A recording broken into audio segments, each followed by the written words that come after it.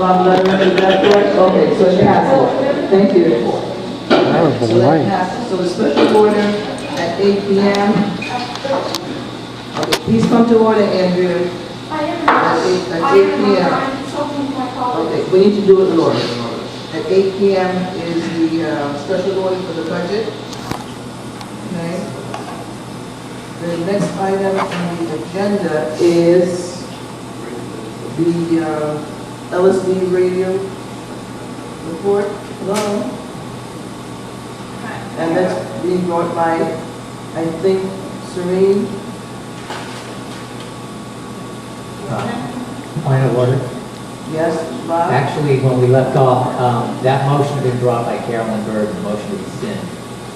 And we were just about to vote on it. Oh, that's right.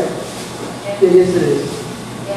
Okay. Point of order. Okay. 1 second, please. I recognize the meeting. The secretary, do you have your scribbled notes to verify that? I'm not going to go back and forth. You are the gas there. What does it say?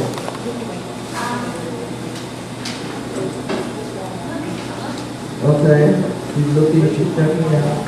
That's not my recollection. Point of order, Madam Chair. 1 second.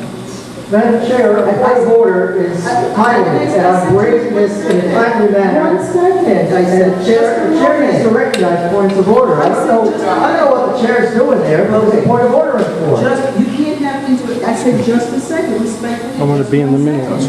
We're not waiting a second, we're waiting for somebody to look something up somewhere.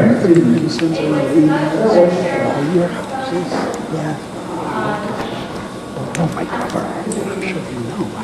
Yeah, some people do, but you know, I don't know. It was a motion by Carol. You have a feature. It You was have a feature of the voted week. until the point is resolved, hadn't done. because there was a question whether. You wish I hadn't done it? Well, this is so funny because I'm in the first place.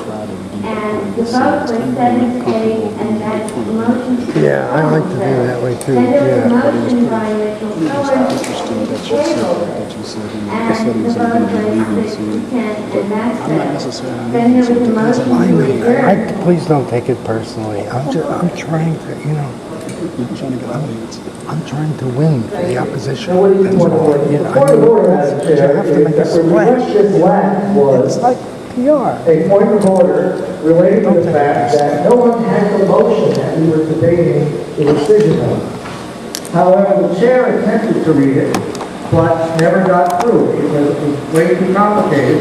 The chair then said she would bring it to this meeting and we would be able to read the motion, which is required, since this is a motion to rescind, we need the motion itself for everybody.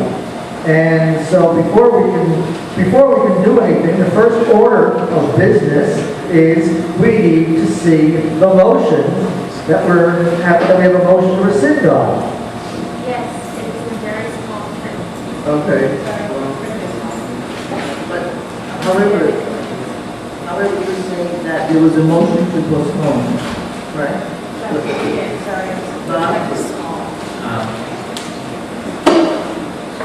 The member is correct that where we were at was we were about to read the text of the motion and then vote on it. So that's what we should pick up, that we simply read the motion from the beginning. Whoever is best situated to read, it's difficult, people small print, maybe someone else to read it. And then vote. Okay. Bob will read the motion. Okay, this is the motion for an LSP radio report committee that was adopted by the LSP on June 26th of this year.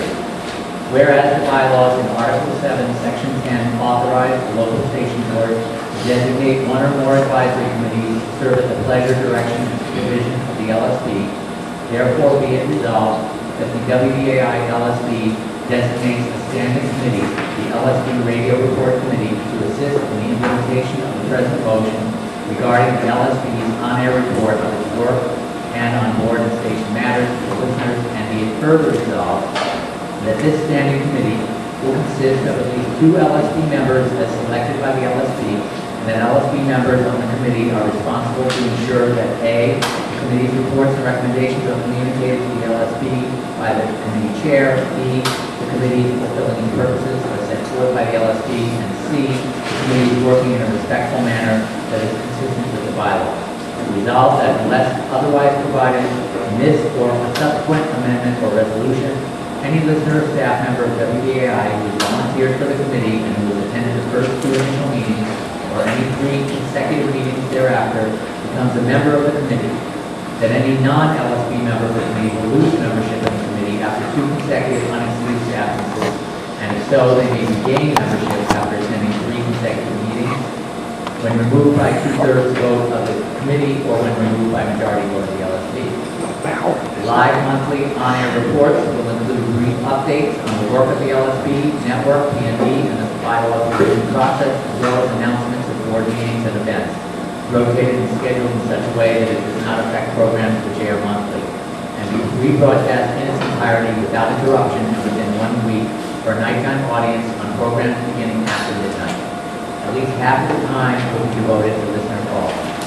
The first report each year will include the presentation of local board officers.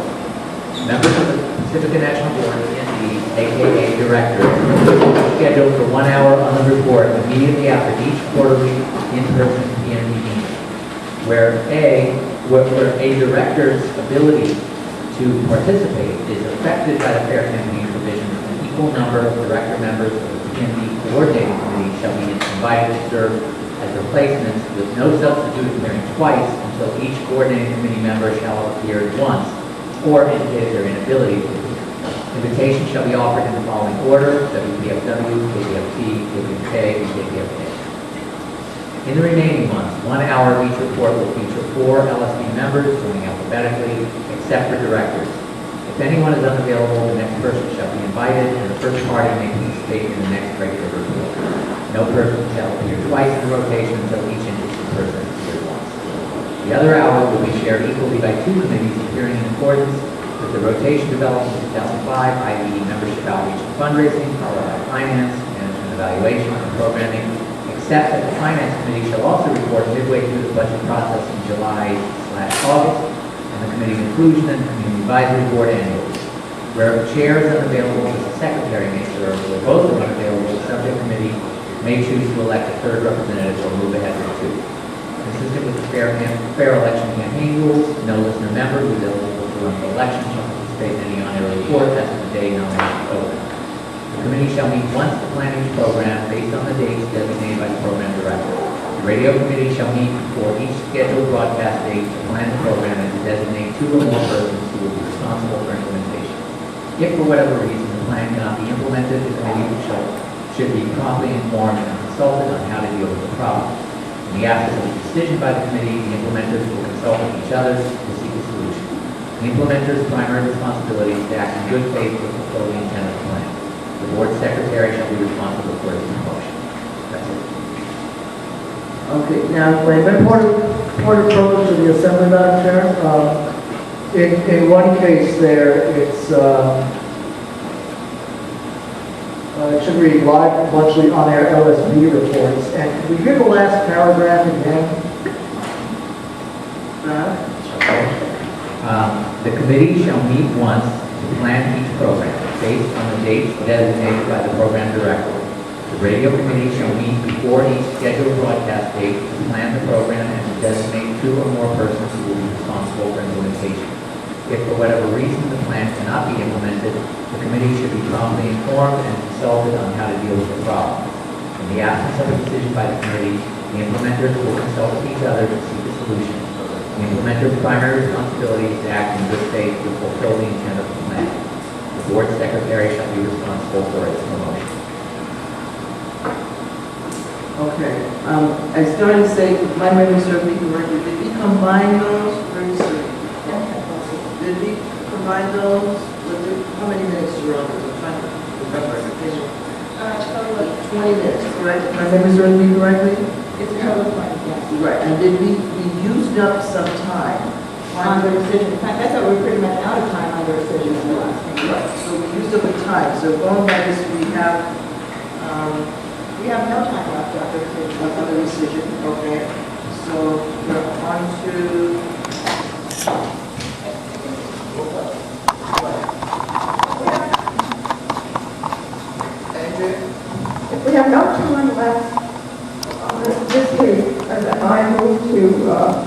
rescind the vote next week. Give notice for it. Because we need to discuss it, we cannot just not discuss it. Can you give notice to rescind? Yeah, you can give notice to rescind the motion. One second. Well, In fact, that's what we're doing. okay, one second. So just a minute. So just a minute. You mean, go ahead. What do you say? I'm told I'm supposed to say postpone to the next meeting since we have no time on this agenda to discuss it right now. Okay, I'm not a Robert's Rules expert, but I think I've been around here long enough. I think we should be voting on whether to rescind this or not.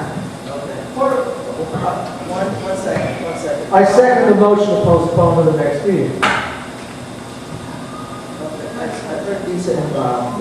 Bob? Okay, Bob? Yeah, I move to extend discussion on this item for 5 minutes. Okay, there's a motion for to extend the discussion for 5 minutes? Second. Okay, all in favor of extending for 5 minutes, please raise your, Tiffany, could you count them, please? 1, wait a minute, 1, 2,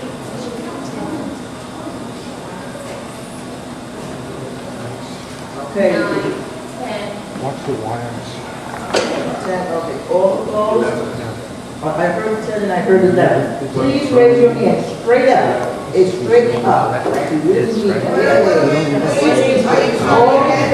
All in favor of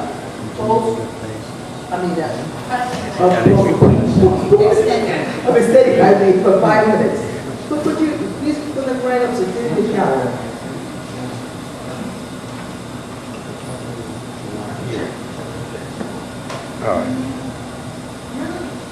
One arm disappeared, okay. All opposed?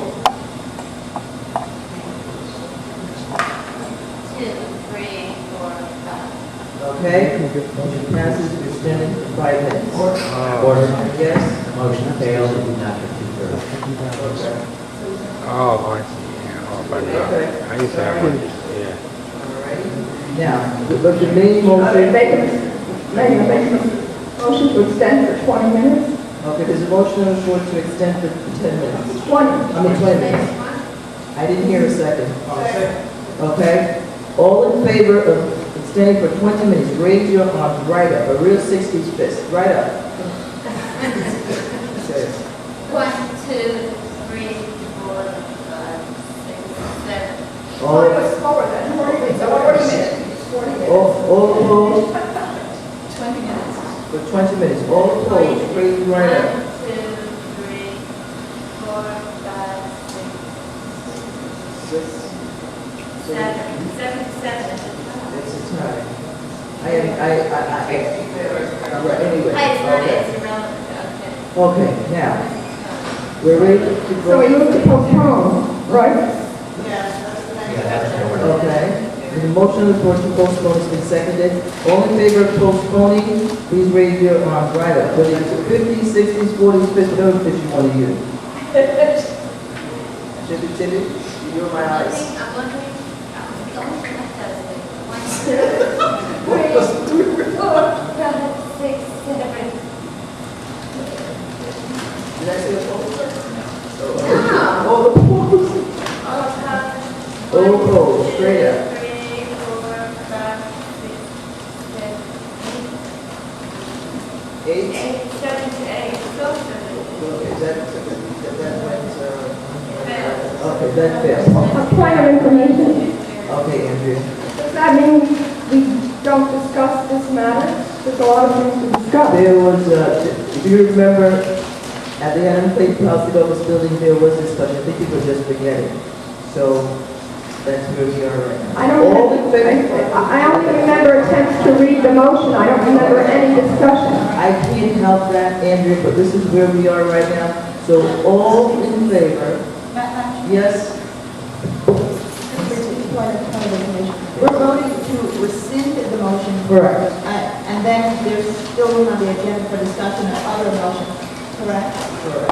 Okay. So we'd like to get to that motion right now. Okay. All in favor of rescinding Carolyn's motion, please raise your arm.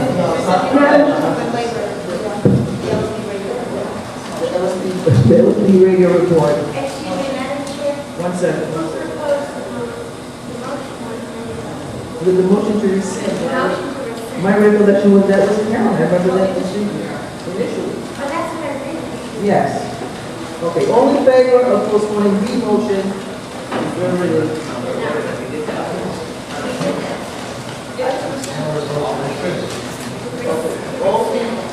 All in favor of rescinding? All in favor of rescinding, please raise your hand. Straight up, the kid can see them with the left eye. 1, 2, 3, 4, 5, 6, 7, 8, 9, 10, 11, 12, 13, 14. Oh, very good, that's really okay. All opposed? Any opposition? Okay, great. Motion passes rescind. Now, the next district.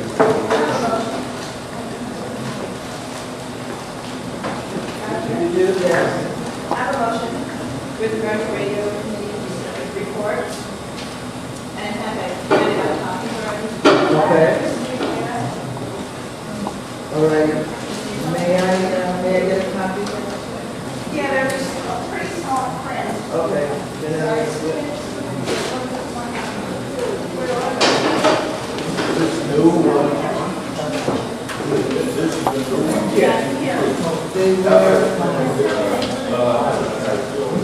Okay.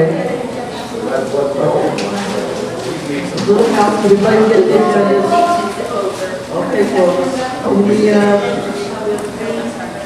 No, I haven't seen the motion. Does everybody what has the she needs agenda? Come on, guys, let's go. Okay. Okay, we've been doing well so far, let's go. Come on, you don't have 25 minutes before 8 o'clock. If we're gonna do this, let's go. Shereen, can you read your motion? Yeah, I distributed copies. But for those in the audience. I am. Okay, thank you. Okay. The WBAI and down to the. Listen, please, listen, so you, listen. Shereen is reading, a little louder, Shereen. The WBAI LSB establishes an ad hoc LSB radio report committee to assist in the implementation of the present motion regarding the LSB's annual reports to the listeners on its work and on board and station matters through the term ending December 2007. This ad hoc committee will consist of 5 members elected by the LSB at its next meeting using single transferable voting. Madam Chair. Andrea, she is in the process of reading. I understand point of process. Can I just, There's no such thing. What do you need? I suggest, and it's a long motion, other people have long motions to suggest, that we read them point by point slowly and discuss them and then vote on them in entirety or piece by piece. It's very hard to absorb an entire motion and vote on it and consider it in its entirety. We will pay attention and we will not interrupt each other because that just makes it longer. Serene, could you please, now you're going to have to start over. No, that's fine. Go ahead. Go ahead. Okay, Serena asked me to read it, but she's having trouble with her throat. Okay, so number 2. Can you start with reading? Okay. Yes, well, just start over and just listen. I'm not going to have to read this over. Okay. Go ahead. I will. All right. Number 1, the WBAI LSP establishes an ad hoc LSP radio report committee to assist in the implementation of the present motion regarding the LSP's on-air reports to the listeners on its work and on board and station matters through the term ending December 2007. This ad hoc committee will consist of 5 members elected by the LSP at its next meeting using single transferable vote. Number 2, live monthly on-air reports will include brief updates on the work of the LSP, network, PNB, and the bylaws revision process, as well as announcements of board meetings and events, rotated and scheduled in such a way that it does not affect programs which air monthly, and be recommended to be rebroadcast in its entirety without interruption and within 1 week for a nighttime audience on programs beginning after midnight. At least half of the time will be devoted to listener calls. 3, LSB staff members shall be invited to serve as facilitators in alphabetical order. Facilitators are not participants in the program, but are merely to provide introductions, facilitation of speakers, transitions, LSB announcements, and readings of callers. If the scheduled facilitator is unavailable, the next available person in the rotation shall serve. Facilitator duties shall not affect the staff member's eligibility to report, except that where possible, one should not serve as facilitator and guest on the same program. Number 4. A, members of the Pacific National Board, PNB, aka directors, will be scheduled for 1 hour on the report immediately after each quarterly in-person PNB meeting. Where a director's ability to participate is affected by the fair campaign provisions, an equal number of director members of the PNB coordinating committee shall be invited to serve as replacements unless they are candidates in their current area elections, in which case another director from their area can be selected to serve. No substitute shall appear twice until each eligible coordinating committee member shall have appeared once or indicated their inability to. Invitations shall be offered in the following order: WPFW, KPFT, KPFK, and KPFK.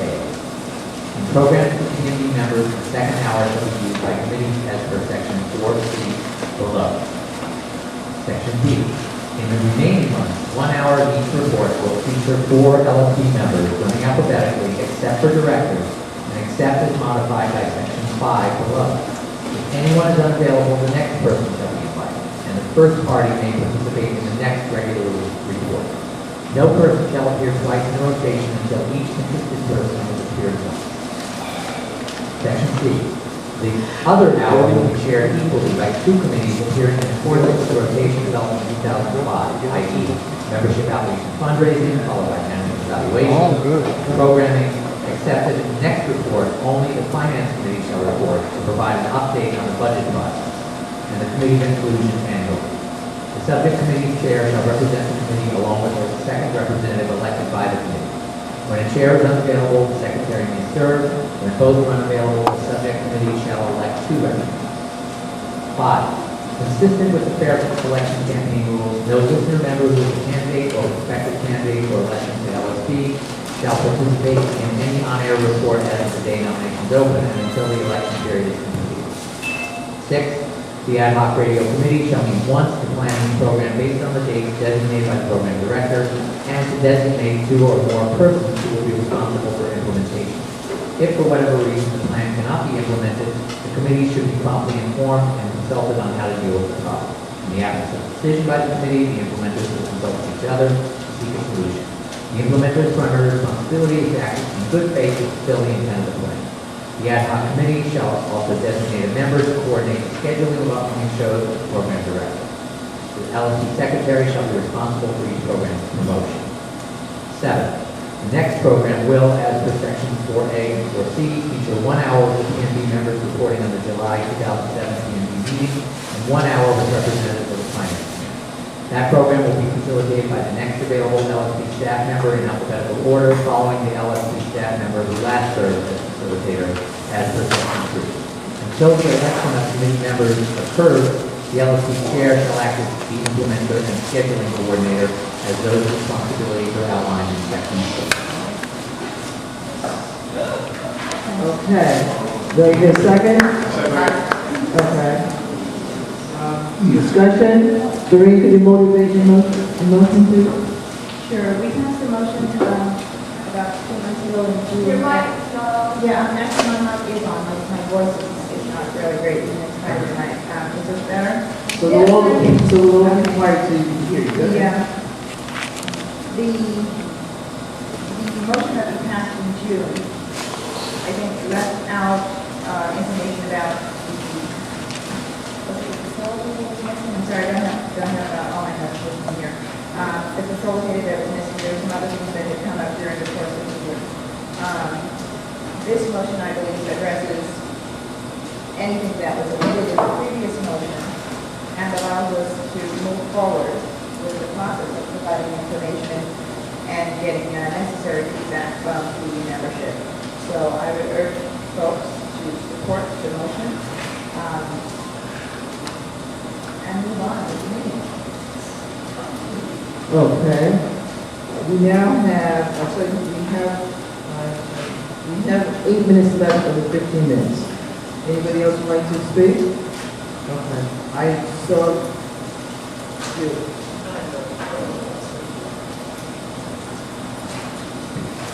I guess I oppose this motion for the same reason I opposed the previous motion, the one that you just rescinded. Because what this motion does is enshrine a program of WBAI to function as nothing more than a vanity platform for some of the committee heads, people who head committees that do not function.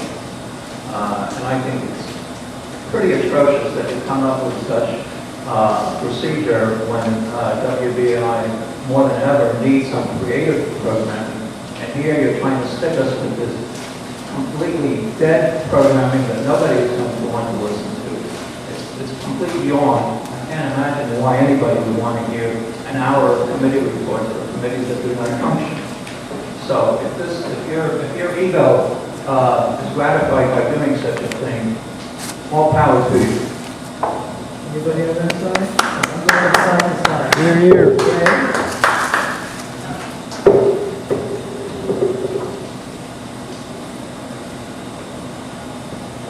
I support that motion because it carries that the intention of the board originally, which were to allow committees to discuss with the public the business of the board.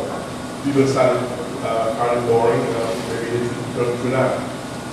And if indeed committees that are doing the work, and it's because transparent in their report, that they have nothing to report. I think it's a good motion.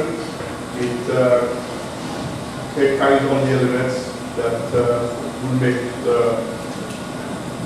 take into account whatever circumstances will arise, and it's very clear as to what the procedure should be. And that's I support it. All right. Andrea? I don't want to discuss anything at this minute. I want to ask something about procedure. We have another motion. We have the committee's motion that we worked on. We have possible amendments also to discuss. And I think that there's not enough time, 6 minutes left. Is there a way, I don't know how to move, so that we can make a comparative analysis of the various points of the motion versus the various points of other motions? For example, I'd like to understand why certain changes were made, why this motion is preferable to the other one specifically, and why this motion may be preferable to any other motion and that is brought forward. And we only have 5 minutes to discuss this.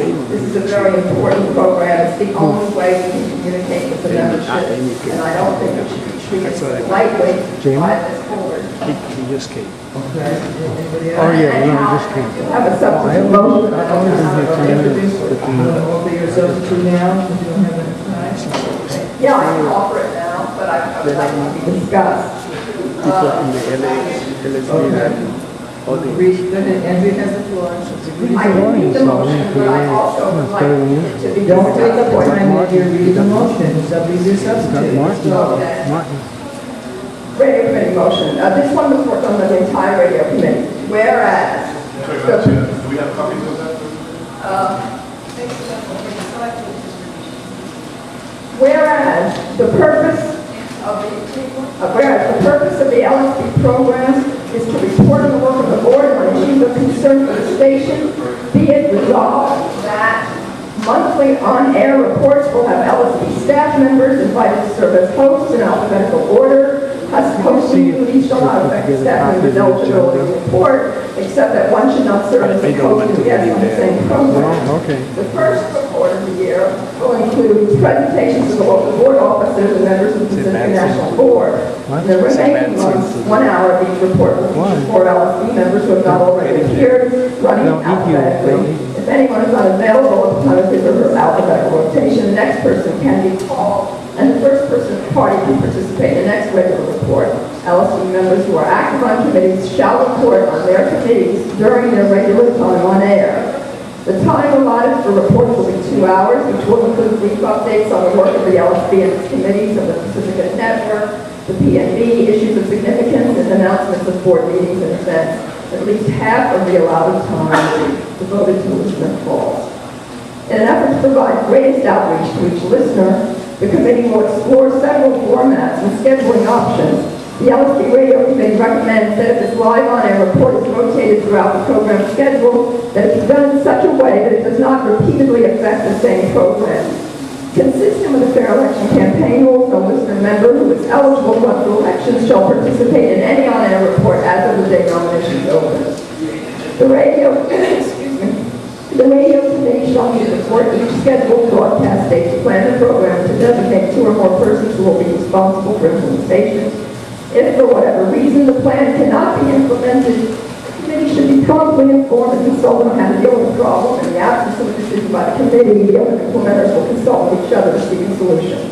The implementer's primary responsibility is to act in good faith to fulfill the intent of the plan. The radio committee shall designate a committee member to be responsible for coordinating the promotion of the LSD report through the use of a card, websites, the LSD hotline, various listservs, and the WBAI newsletter, and they will designate a member to coordinate the scheduling of the show with the appropriate BAI department head and or the program director. I'm going all the way around. Do I get a second to this? I'm going all the way around. You have the people in the hall. Yeah, we just Getting everybody. You have, Andrew, you have 2 minutes to motivate us. Just come back. You and me come on. I get me. How many minutes would you like to extend? I think we need at least 20 minutes to discuss Okay. the motion. Point of order. Don't motivate the 20 minutes. Point of order. Why can't I motivate it? What? Carolyn. Oh, we have a special order in 10 minutes. So I am fully aware of that. I suggest that the member utilize the motion to 10 minutes. Look, if we extend, we can discuss it after the budget. I don't think we should be rushed into this vote. That's what I don't understand why I can't speak. Okay. Revolutionary discipline. You have, Andrea. You can't do 20 minutes. She just corrects me. You have 10 minutes. So go ahead. What do you want to do? I would like to extend it for 10 minutes now and beyond the budget discussion, not finish the discussion. That can be open-ended. How many minutes? You're telling me I can't make that motion? You're telling me I can't move to have a discussion? No, continue for a after the certain budget? time. For a certain time. 10 minutes, 10 minutes, 10 minutes. I can? Yes, you How many can. minutes after the budget discussion? Oh, 20 minutes after the budget discussion. That's all 30 minutes. I said 20 minutes. Now you think. All right, 10 minutes now, and 10 Okay, minutes. there's a motion on the floor to extend for 10 minutes now and 10 minutes after the presentation. I didn't hear You know how many times I called you, Only- Matt? I remember. Yes. You met 20 times. In 3 months. 20 times. I had to have something going, but I kind of stumbled. So where are we trying? This is the only committee that As opposed to 20 minutes on is just it this last the opposition? The member may answer you that may go on. Go ahead, Andrea. Sure. What is it? I would like a comparative discussion of both motions. Does it include the voting on both motions, the amended and the main motion? Not necessarily. We may need to discuss it further. No, that's not the question. Point of order. That's spurious. She just wrote this, include the amendment of the amended motion. That's spurious. When you say it's so many time, it's for everything that's using the time. The mic is not picking up the Twitter. Yes, it is. Well, it's important. Citizen Serena, I'm sorry. I'd like to vote separately, whether we extend for 10 minutes now before the budget discussion. I'd like to separate that from the issue of whether we vote we extend for another 10 minutes after the budget discussion. Okay, so is there a second to your amendment? I said this is One whole motion. It is not a split up motion. Andrea, this is your first warning for disruption. She has a loud voice. Chair.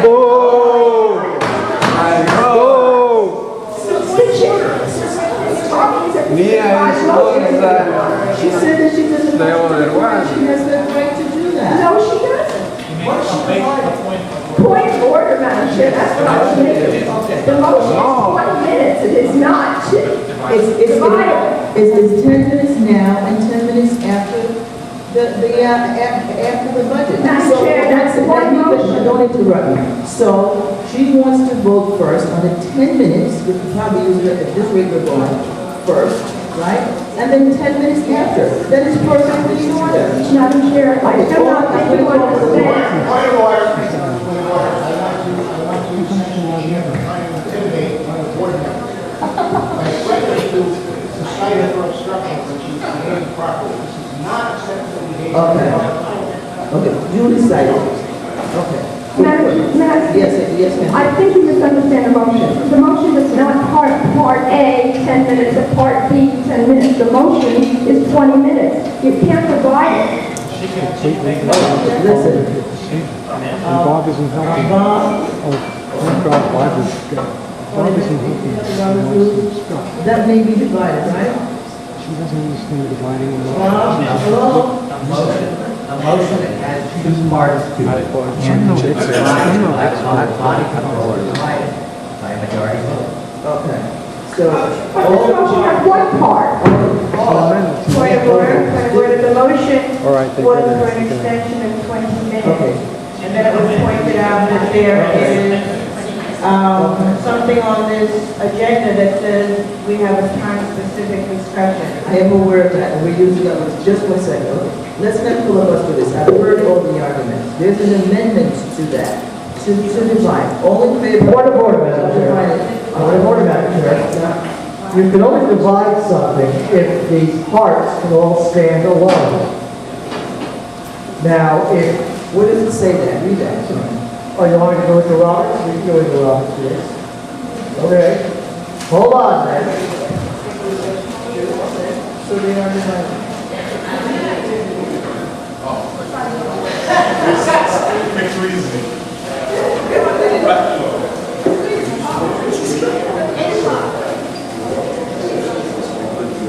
Okay, so then, we're never gonna waste time.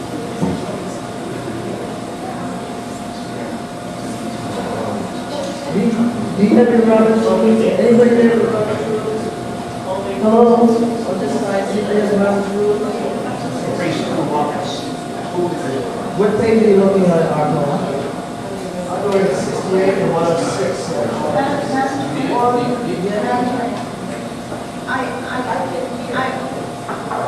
I would rather that we not fritter away any more time on whether or not we're going to extend. We've already wasted more than 6 minutes. I would suggest that we extend for the 4 minutes, for 9 minutes until 8:05. So that is my, what do you call it? Amendment. That takes two-thirds. Wait a second, I'm finished. That takes two-thirds because there's a special order at 8 for 8 p.m. Okay, then if we go for it. Madam Chair. Please go. I just, hereby. Point of order, Madam Chair. Yes, go ahead. The chair has asked that we look this up and read this from Roberts. Okay, go ahead. So that's what's in order, we're looking it up. Go ahead. We can't have further business and complicate this, so hold on. That was funny. Madam Chair, could we strongly request that the member read, because clearly that's going to run up to about 8:30. I withdraw the motion. Madam, would you please call that member to order there? We're going to be snappy stuff, it take till 8:30. One step. Come on, throw it, snap. Madam Chair? Yes. I withdraw my motion to divide, which then eliminates the need for anyone to read. Okay. No, it takes a vote if there's any objection to withdrawing it. All in favor? Point of order, she cannot withdraw that motion. It belongs to the board, to the body, not to the person who made it.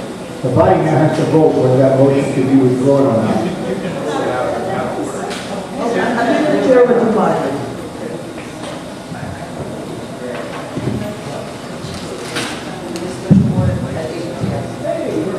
Surgery was very well, thank you for asking. The first thing I want to ask is that people be more respectful to one another here. I've heard some very respectful comments, respect themselves first. All right, okay, all right. Now, it is true that if it was moved and seconded that the motion be divided, then it does belong to the group, and the group must now vote. Whether or not she can withdraw the motion to divide. So I'm just gonna, does there need to be any discussion about that? All right. All in favor of withdrawing the motion to divide, please raise your hand. 1, 2, 3, 4, 5, 6, 7, 8, 9, 10. Is your hand up, Jamie? All right, let me count again. When your hands are up, please put them up. 1, 2, 3, 4, 5, 6, 7, 8, 9, 10, 11, 12, 13. All opposed? 2. All right, so that carries. The motion is not going to be divided. Where were we on that motion, if I may ask? All right, so we're voting on Andrea's motion. Motion to extend for 20 minutes. A motion to extend for 20 minutes. That requires a 2/3 vote. Yes? I got the motion to 10 before and 10 after. When we talk 10 minutes of discussion, that can still count for the time was 10 before and 10 after. 10 before and 10 after what? 10 before the... 10 after. No, I'm sorry. I want an answer from one person. Yes. We no longer have Oh, got it. It's moved. Okay.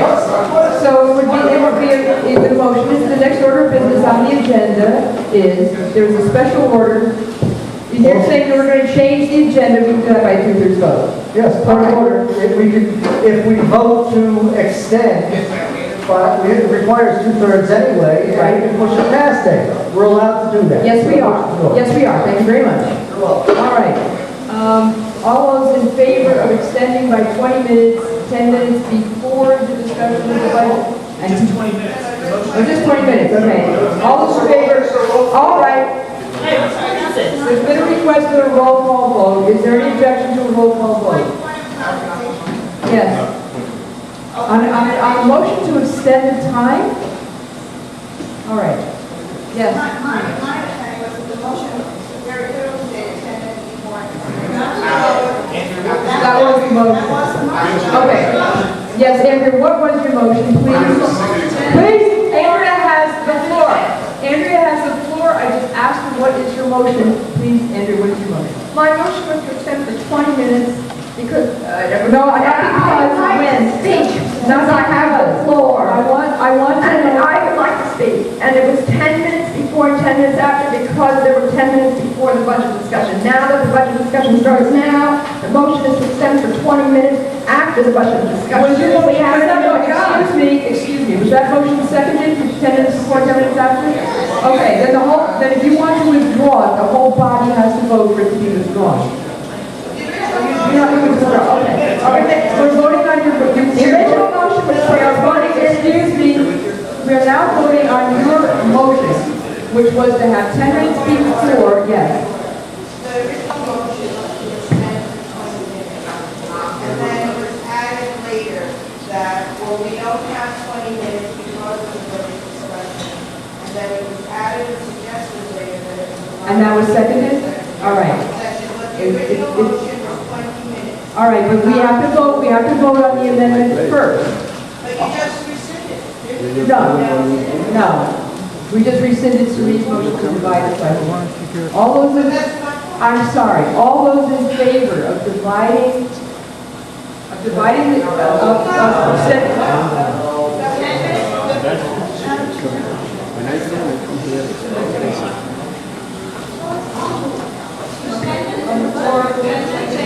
all right, just to extend 20 minutes. All right, if the motion was simply to extend by 20 minutes, that's it. All those in favor of...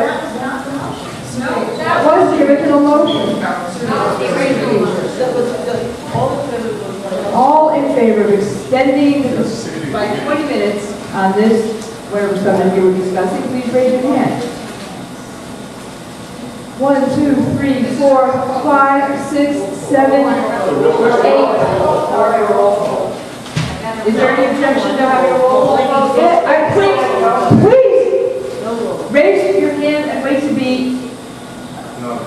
Yeah, wait to be recognized before you speak, so that we don't waste any further time with a lot of back and forth. All right. Where were we? Oh, there was a request for a roll call vote, and is there an objection to a roll call vote? Yes. And, all right, all those in favor of a roll call? Yes. You want me to take a vote? All those in favor of a roll call? We have a vote? roll call on this one. All those in favor of a roll call vote, please raise your hand. 1, 2, 3, 4, 5, 6, 7, 8, 9, 10, 11, 12, all opposed. 1, 2, of course it is. 1, 2, 3, that carries. It will be a roll call vote. Will the secretary please call the roll, and will people be prompt in answering, please? What did she? David Jaffe? Look. No, this is on the question of extending the 20 minutes. Yes, extension, Andrea's motion. May I vote on the turn? No. Yes, you can pass. You can pass. You may. I want to vote now. Oh. Well, let's just make it quick. Swift. And please do not speak unless you have been recognized. Burton. Yes. Borstein. On the question of a roll call vote? Not the question of roll call vote. Yes. No, it's not the question of a roll call vote. No, that makes sure that Oh, that's right. All right, now it's roll call vote. On the question of extending for 20 minutes. No extension for 20 minutes. No. Brooks, no. Brown, Mr. Brown votes yes. Thank you. yes. Clay, absent. Cohen, absent. Kathy Davis. Yes. Yes. Lisa Davis. No. No. Fishman. Yes. Yes. Flanders. No. No. Griffin. No. No. Heffley, absent. LaForest. No. No. Lederer. No. Lucas, absent. Arcole Marshall. Yes. Yes. Reimers, absent. Rose. Yes. Yes. Roberts. No. No. Ross. Yes. Yes. Silva. Yes. No. That's a no? Yes, That's a no. No. Sandberg. Yes. Yes. Kilgore. You can Can't vote. vote unless it's assigned. Now I have to count. Yes is 1, 2, 3, 4, 5, 6, 7, 8. No. Better we count the second time. 1, 2. Please do not speak unless you have been recognized. 7, 8. No is 1, 2, 3, 4, 5, 6, 7, 8, 9, 10. And I'll count the second time. 1, 2, 3, 4, 5, 6, 7, 8, 9, 10. Absent was 1, 2, 3, 4, 5. Okay, so that does not carry. I mean, that's right, the motion to extend does not carry. Where were you? The budget. Where were the budget? Okay.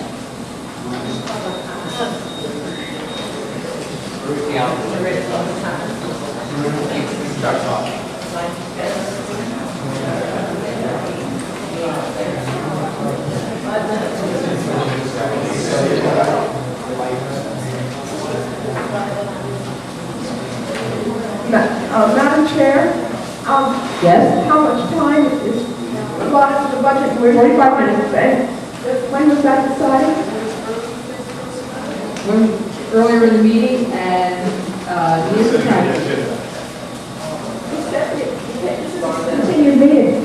With the continued meeting, there must have been a vote to change the agenda. Yeah. Special what? 8 o'clock, we made it a special point of the agenda for 8 o'clock. Okay. Because Rudy wasn't here yet. Yes, I did.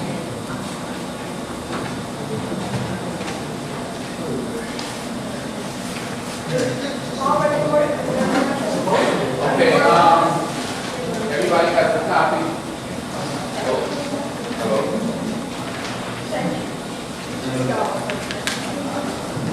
Good evening, everyone. Just by way of a quick background, at the last LSB meeting, the LSB approved the budget and submitted it to the National Finance Committee. That budget included a deficit of approximately $76,000. The National Finance Committee rejected that budget and sent it back to the station, requiring that we put forth a budget which includes a surplus of $125,000. What you have before you reflects the changes that were made by management in conjunction with the CFO to put forth a budget. What I've done is I've showed the last draft of the budget, and that's in column Q. The current budget is in column O, and I've highlighted the differences in column S. So we can quickly go through the changes. I hear questions? Yes. I'm sorry, Andrea? Yes. Questions? I don't understand. When you say the last budget and the current budget, you mean the last budget was proposed? Right, last budget proposed Okay. is what's called the prior budget, column Q. Okay. And the current budget that's being presented this evening is column O. I see, thank you. Okay? All right. The first change you see is listener support. That's primarily attributable to an increase in fulfillment. As you may remember last time, I can run through the listener support numbers quickly, but if you remember last time we put together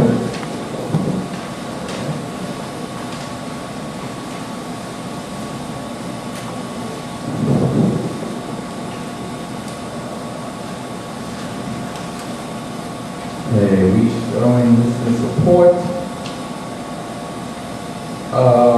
Our goals for the drives, I mean, we count the goals for the drives. The goals for the drives are 850,000, 875,000, 760,000, and 512,000.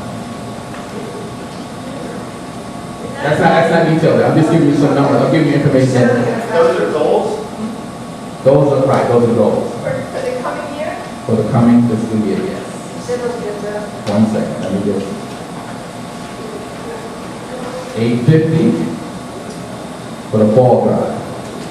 875 for the next drive. 760,000 for the third drive, and 512,000 for the summer drive.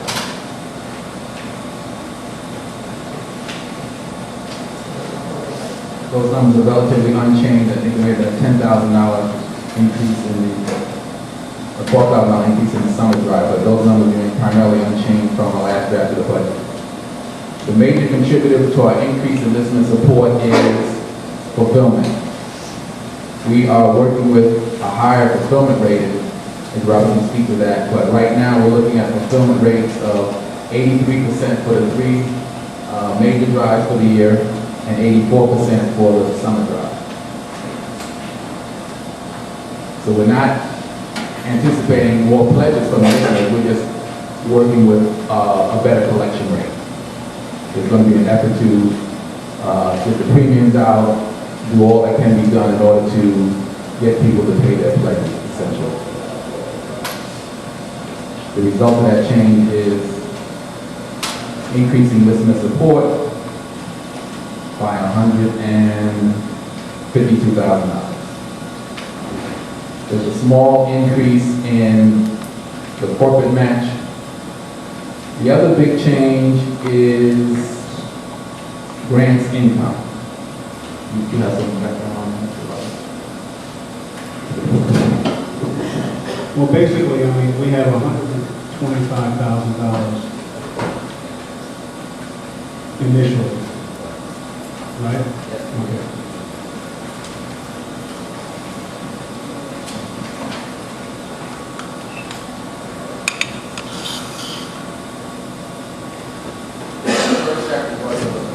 The first draft of the budget was $125,000. And if I could just get the detail on it. But we have two grants. Well, we have a grant that we received, or we expect to receive this year, that's limited to a new transmitter. Was that $85,000? Right, an $85,000 grant for the transmitter to what is it going to do? It's a high definition transmitter, which should improve the broadcasting ability of the radio station, make it not cleaner. To go along with that, we have to have matching funds for this grant. So what we're going to do in April is we're going to have a 2-day fundraiser, and we can raise $66,000 for that.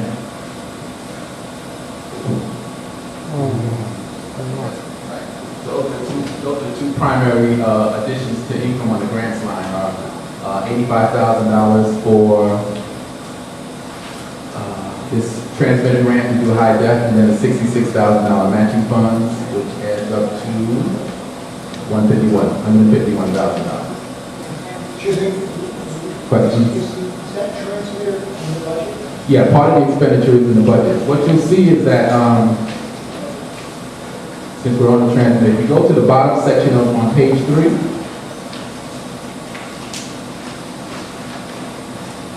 you'll note that transmitter equipment,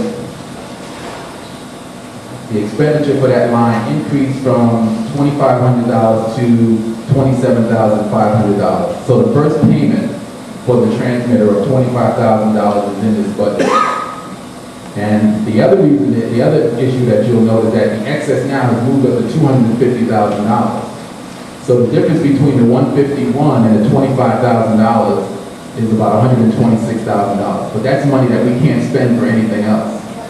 So since it's restricted, we had to generate a surplus. On top of that, we still had to generate a surplus of $125,000. You know what I'm saying? Only $25,000 of that grant can be applied to this budget. That's all that's in there. All the rest of it. Exactly. But if we add it, it's a total number. No, what if you see there, if you note that I went up above and beyond the 125 required by the National Finance Committee. If you take 125 plus the 126 excess, it comes to basically $251,000. So I recognize the fact that I can't spend, or we can't spend, that $125,000 by saying that money is basically separated. We can't use that to meet the 125 goal that the National Finance Committee gave us. So on top of that money, we have to generate a surplus of $125,000, which is why you see the surplus is $251,000 as opposed to being $125,000.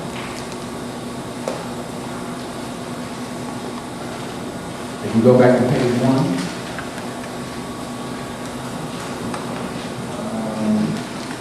salaries and related is down by $68,000. Now, initially we thought we were going to be able to save about $100,000 on the salary line, a portion of it from across the board, or a salary reduction of 5%, and another portion of deferring an increase to the staff of 4%. But what we found out upon closer examination was that the 4% increase wasn't in the budget, so there was really no savings to be had.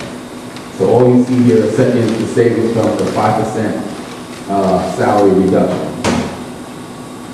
So that's why that number is not 100. Those of you that might be looking for a $100,000 number, you won't see it because that 4% increase wasn't in the budget to begin with. So we had a potential problem. So this is a 5% across the board? Right, this is 5% across the board.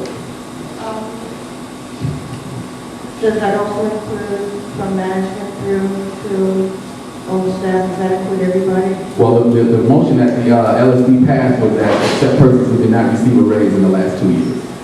Okay, well, I believe that there's going to be problems with that because the union met today. I don't think that's going to be accepted by the union. Okay. So I don't know if you're just going to put it in the budget for the look of it. No, it's not. I don't know. Can the union make that decision? It's based on the contract. You can't violate the contract. You can't violate the contract. In addition, the union recognizes the fact that if you don't have the money, you can't do it. We have a meeting with them next Thursday at 11 a.m.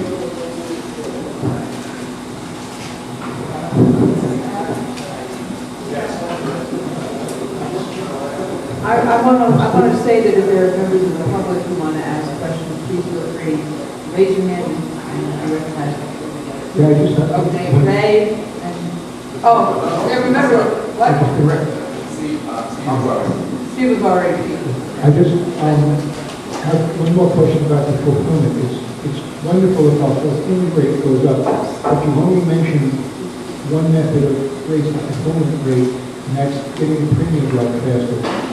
It occurs to me that I don't believe we ship the premiums until we receive the money from the pledgee, and therefore that has no bearing on whether or not the person who pledged will fulfill his pledge. The effort is also going to be made to make sure that we get more credit card pledges. That way, we can fulfill that quicker. As I say it again? We need to get more credit card pledges. I know, I understand all that, but my question was, how do we intend to increase fulfillment? Getting our premiums faster, which is great and in favor, doesn't increase pledges fulfillment on that drive. Getting more credit cards, a little bit, how do you get those extra credit cards?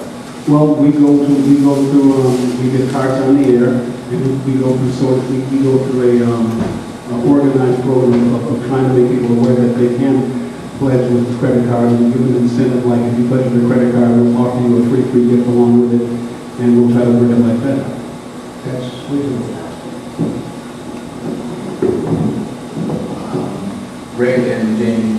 Well, actually, my question was whether at this point of time, will you notify officially of the union's position on this item of the discussion? No. The union has nothing to write.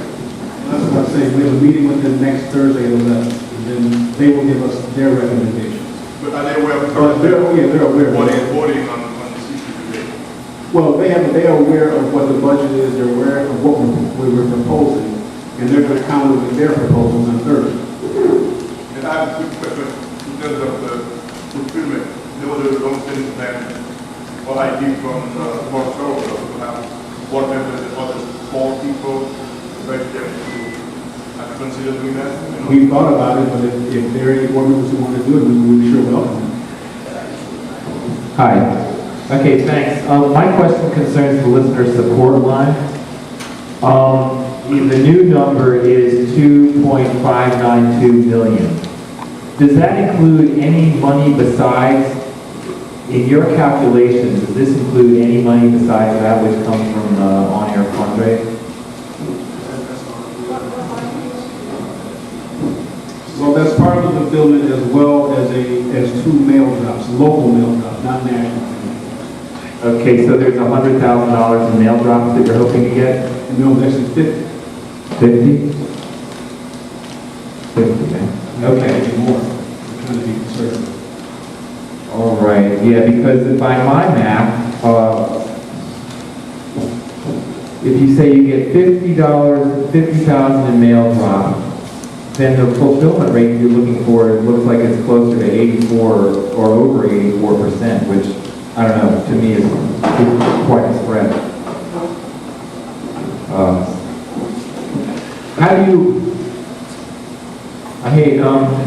if I add up 850,000 for the fall drive, plus 875,000 for the winter drive, plus 760,000 for the spring drive, plus 512,000 for the summer drive, those are in pledge totals. I get 2.997 million. Do you get that number too?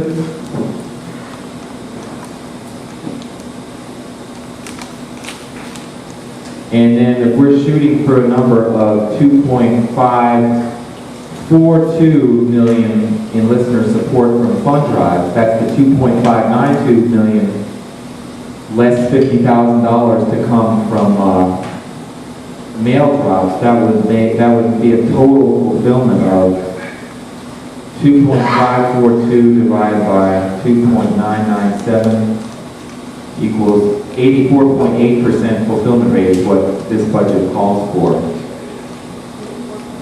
84.8, practically 85%. I don't believe we've ever made 80% for a full year. Let me come back to you whether we do the other question now, look at the Okay, thanks. But yeah, my main point is that an 85% fulfillment rate is not really a realistic projection. Thanks.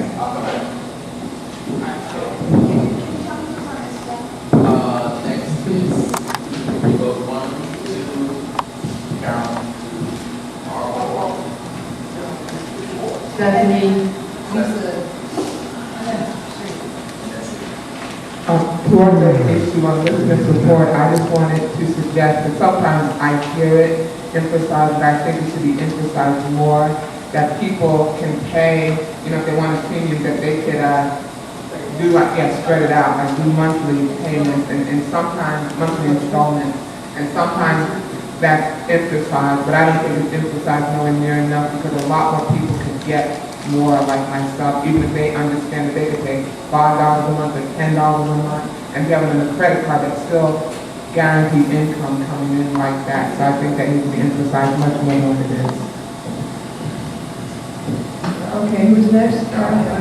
Sure, no. On the question about the grants income, there was a question that I don't remember the answer.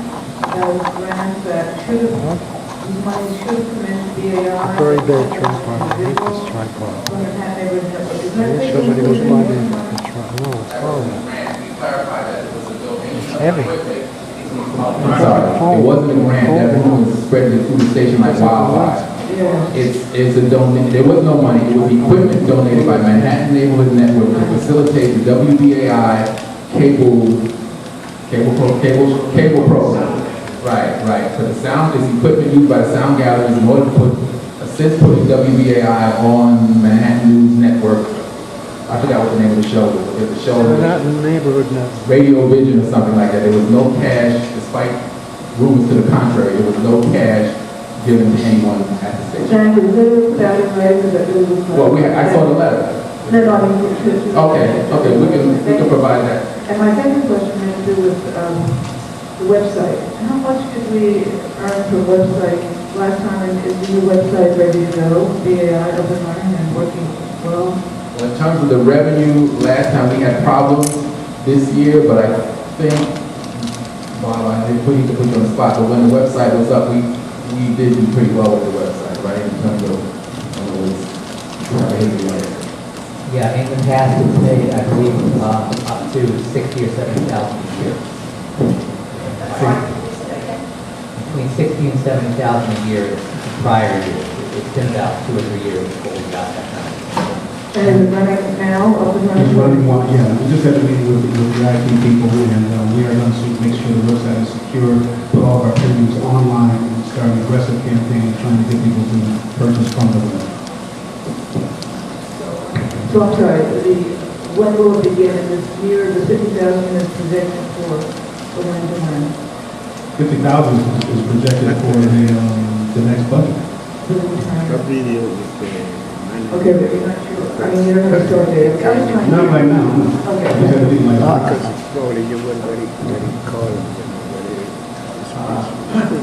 I have a question about this proposed 5% cut in salary. Has it been considered that perhaps there's an alternative to an around-the-board 5% cut, that is, have a larger cut on the part of management? That makes sense to me because we're speaking about the highest paid people at the station, and they're the ones who can afford to take a cut the most. Whereas the staff people at the station are poorly paid as it is. Asking them to take a 5% cut is really quite onerous, and I think we should avoid that as far as possible. What I would propose would be a 25% cut of management salaries at WBAI. That could be supplemented on the part of a Pacifica-wide management voluntary cut of 10%. That would, a quick calculation tells me that that would pretty much make up the deficit. And it would also set a wonderful precedent in that it would show that WBAI and the Pacifica Foundation does not follow the strategy of corporate America, wherein those who can least afford it are the ones who are made to pay the most. And it would really force the public to really to have a tremendous respect for Pacifica's management if they were so inclined, and if we had the courage to pass a budget like that. I second that motion. Here, here, here, here. We're discussing this with Rudy now, motion for somebody. Okay, our Paul, I think you were next.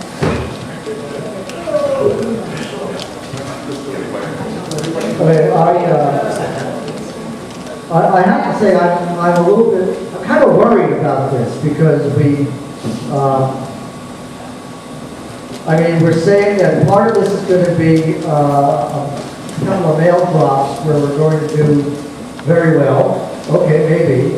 And then I'm looking at what was it, the budget that we were proposed last time, the projected actual, and I'm comparing that to what's being proposed for the budget tonight, and taking out that 50 grand, let's say we get it, that's $183,402 that we're upping it by. And to say that we're going to get this 84.8% fulfillment, that's going to do it, I'm kind of concerned that we're basing this on hope a lot. I mean, I'm concerned because I've seen us pass budgets in the past that very much did not impress me. And what happened when we did that back 3 years ago from now, when the PNB gave us a budget that was bigger than we should have been trying to deal with, the effect when it hit many months later was a lot bigger. And I am concerned that, you know, we're not going to see, if the 183 grand extra doesn't come in, we're not going to see that till like May or June. And that's going to cause more problems. I'm very concerned about this budget. This budget is worrying to look at. And I want to say, because I may not get to say it later, I think the LSB has been remiss in not covering the quarterly budget. We're supposed to be doing that. We're supposed to be going over this every quarter, and we don't do that as an LSB. So I'm very concerned about this. I hope we can do it, but it's sort of as if there's a lot of hopefulness here, and we can't pay people with hopefulness.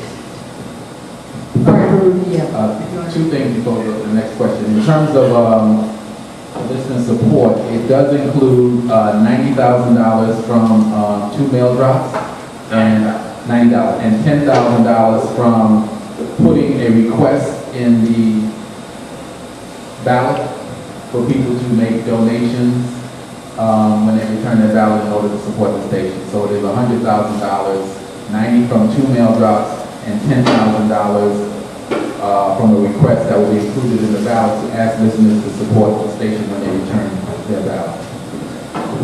And I mean, based on what you say, you're right. It is speculative on some level. But I mean, a lot of budgets, especially when you're dealing with nonprofits, are speculative at some point. At some point, we have to set the bar for ourselves and say, we're going to do this. Because the result is that we don't do it, you know what's going to happen. So you can have hope, you can not have hope, you can have faith, you can not have faith, but the bottom line is, our intent is to do what we say we're going to do. Now, there's no guarantee it, but that's our intent. Okay, I'm going to continue to call on people in order, and then people who have already spoken can start again. When everybody who's not spoken has spoken. So Stephanie, you were next. Yes, I hope you can hear me. Okay. I mean, it's clear from listening to the National Finance Committee meeting that was just held that BAI, you know, is facing a very serious situation, even a crisis, and I hope there's recognition of that here. I wanted to know if the proposal made by some of the actor staff to stop paying for FSRN, which I like FSRN. It's not that, but it appears to be discretionary and it's over $100,000. If that has been considered. Secondly, there's some great parts playing on the radio. I listen to WBAI, Danny Glover, and a bunch of people. This may have been done. Have these people on the parks been approached to make a one-time gift to get us through the year? And thirdly, I agree that across the board 5% cut is really aggressive, and the lowest paid should not be cut, and the highest paid should become more out. If cuts are going to be done, it should not be the people making $17.50 an hour.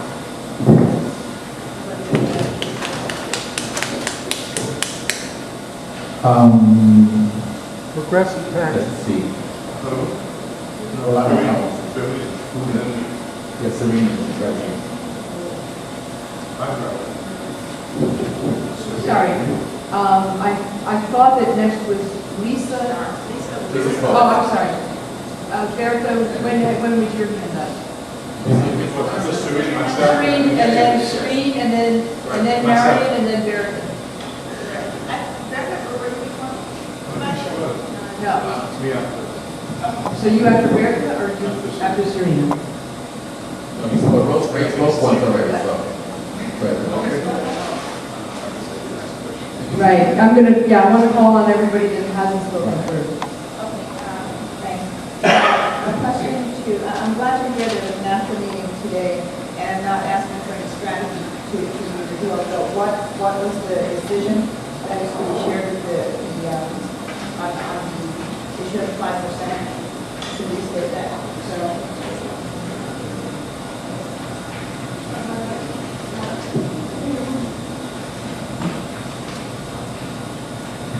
I don't know if it's my decision to give the decision, but I don't think it's appropriate for us to vote on something that's contractual with AFTRA. I think that AFTRA has to accept that. I mean, you could vote on it, but it's a breaking of the contract is what I wanted to point out. And that by breaking the contract, there may be other repercussions to that, or there may be other problems related to that. Okay, perhaps my question wasn't clear. We had already voted 3 weeks ago or something, the first time we did a provisional pass on the budget, a provisional approval of the budget. We were very clear that management was to speak with AFTRA about any possibility of staff, either rollbacks or freezing of the COLA. So it's clear that we understand that the need to have the people who are being affected involved in the decision. But you made a statement that it was in violation of the contract. So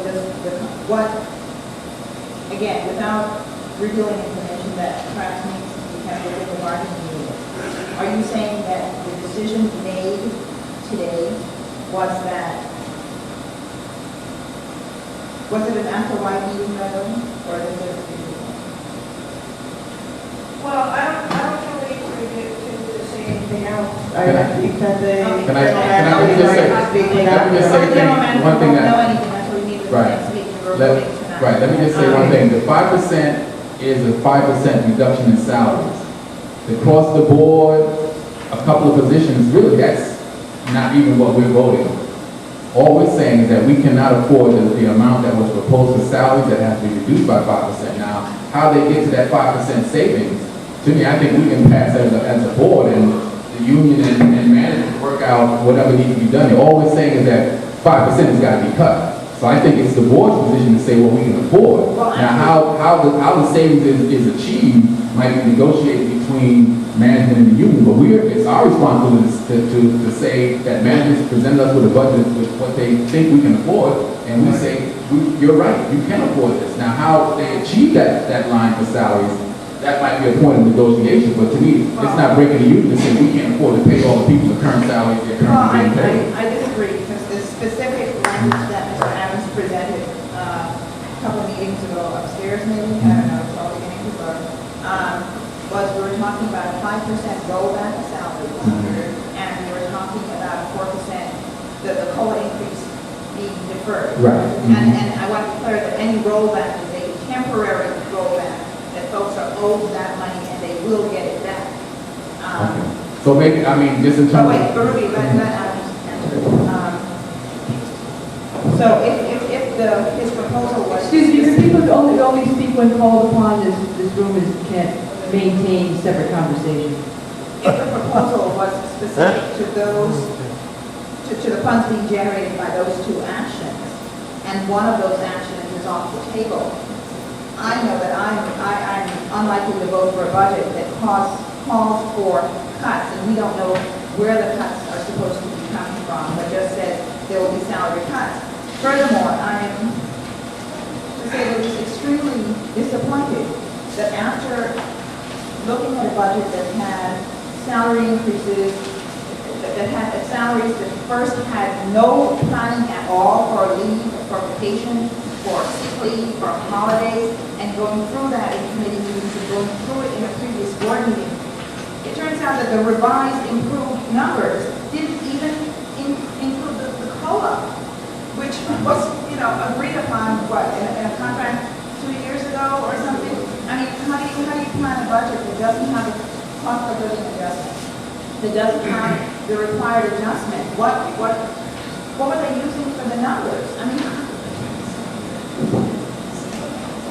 I am, Mr. Adams. I don't understand what you're talking. I'm saying, how on earth did we come up with a salary line that first had no planning in it? Because that's the reason we were told that there were $81,000 of overruns in the previous year. That there had been no planning, and I understand you may not have been here at the time, but there was no planning for vacation relief, for holiday pay, for sick leave. Then we were told, yeah, okay, we looked at it and it's correct. And guess what? It wasn't correct. In fact, it was wrong to the tune of almost $50,000. And even after going through all of that in this cycle, in this budget, we now find out that the regular cost of living increase that was negotiated, that is part of the contract, that every after worker got a copy of, including, frankly, some of the people involved in the preparation of these numbers, that the cost of living increase was not even calculated for, although we asked repeatedly, please look at these numbers again and again and again. I don't get it. In fact, I think we're still looking at a pension of a total of $12,000, up from $6,000, which was initially offered, for a place where there are 30-something people on salary, and at least 25 of them are well over 50. Hello, there's a problem. How dependable are these numbers? I have a motion also. Okay, we'll keep on. So the question is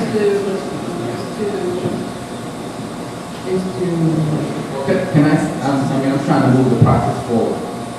How much time do we have left on this?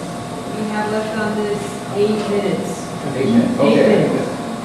My- Excuse me, can we not have side conversations, please? Can we? Right. As it relates to, Serena raised a good point about the motion passed by the LSB was the 5%, that Robert had presented was the 5% across the board. But obviously, from what's being raised tonight, that could run afoul of the contract, right? But is there anything that precludes us from not specifically saying how the 5% savings is achieved?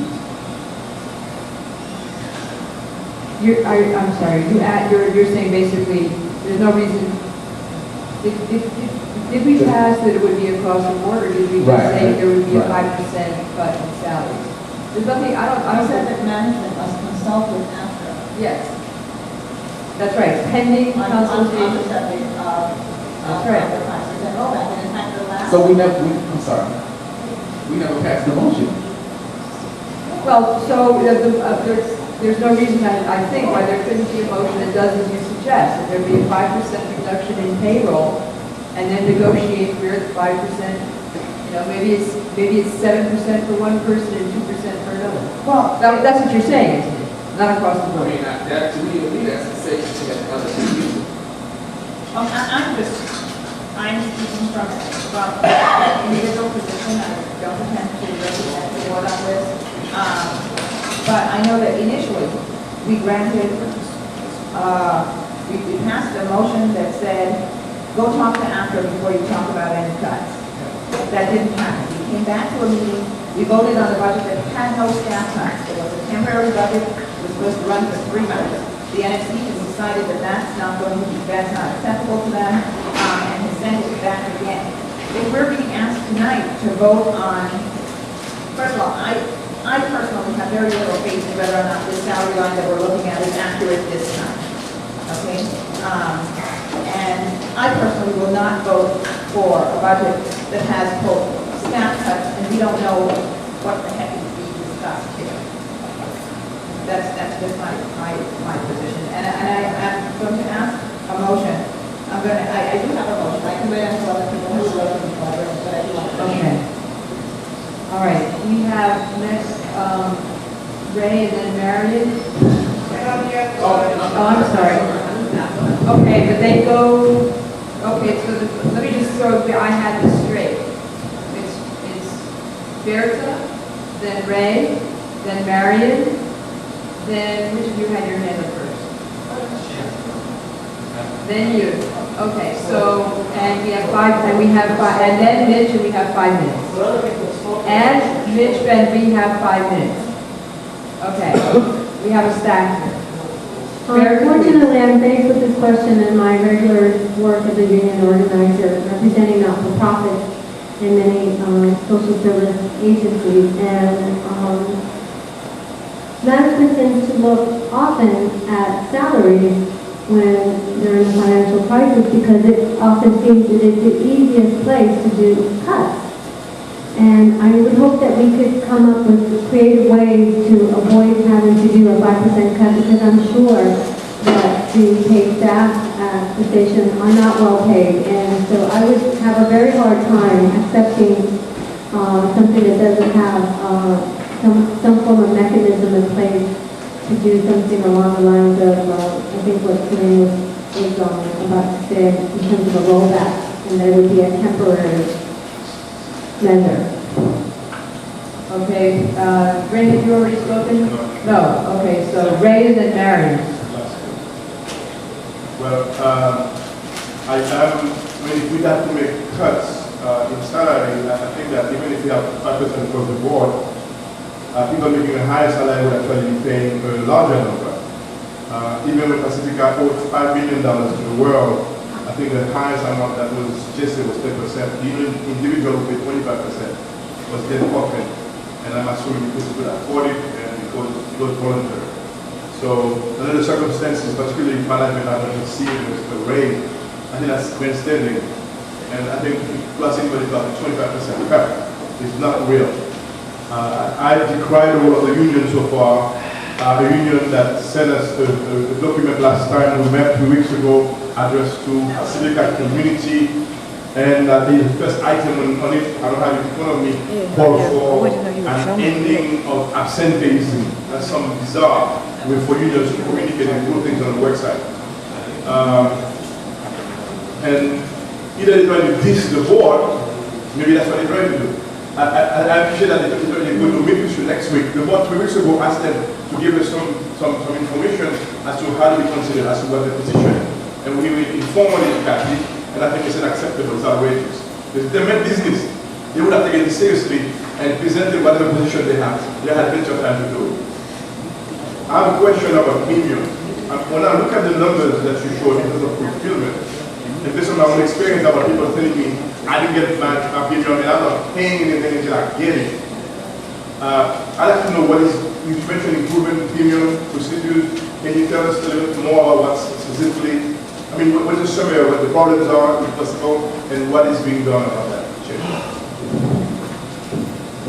Well, after speaking to premiums today, I've been told that the rate of people not getting their premiums has been reduced, but nevertheless, what we're going to do is we're going to put the premiums, Bernard White has volunteered to basically be responsible for the premiums department. So what we're going to do is change the management system around. The premiums department heretofore hadn't really reported to anybody, but we report to him because he has some ideas how he can get the premiums out faster. Okay, one person at a time. One person at a time. Okay. We have 2 minutes left on this, and Marion speaks now. Marion, Yes, the question I have is, please with the microphone. the question I have is, was how many, people pay by checks? And As opposed to checks, As opposed to credit cards? as opposed to credit cards? How is that? About 50%. By check? Or Other are those stations- checks, any of those checks valid for them? I'm just curious. That's a different question.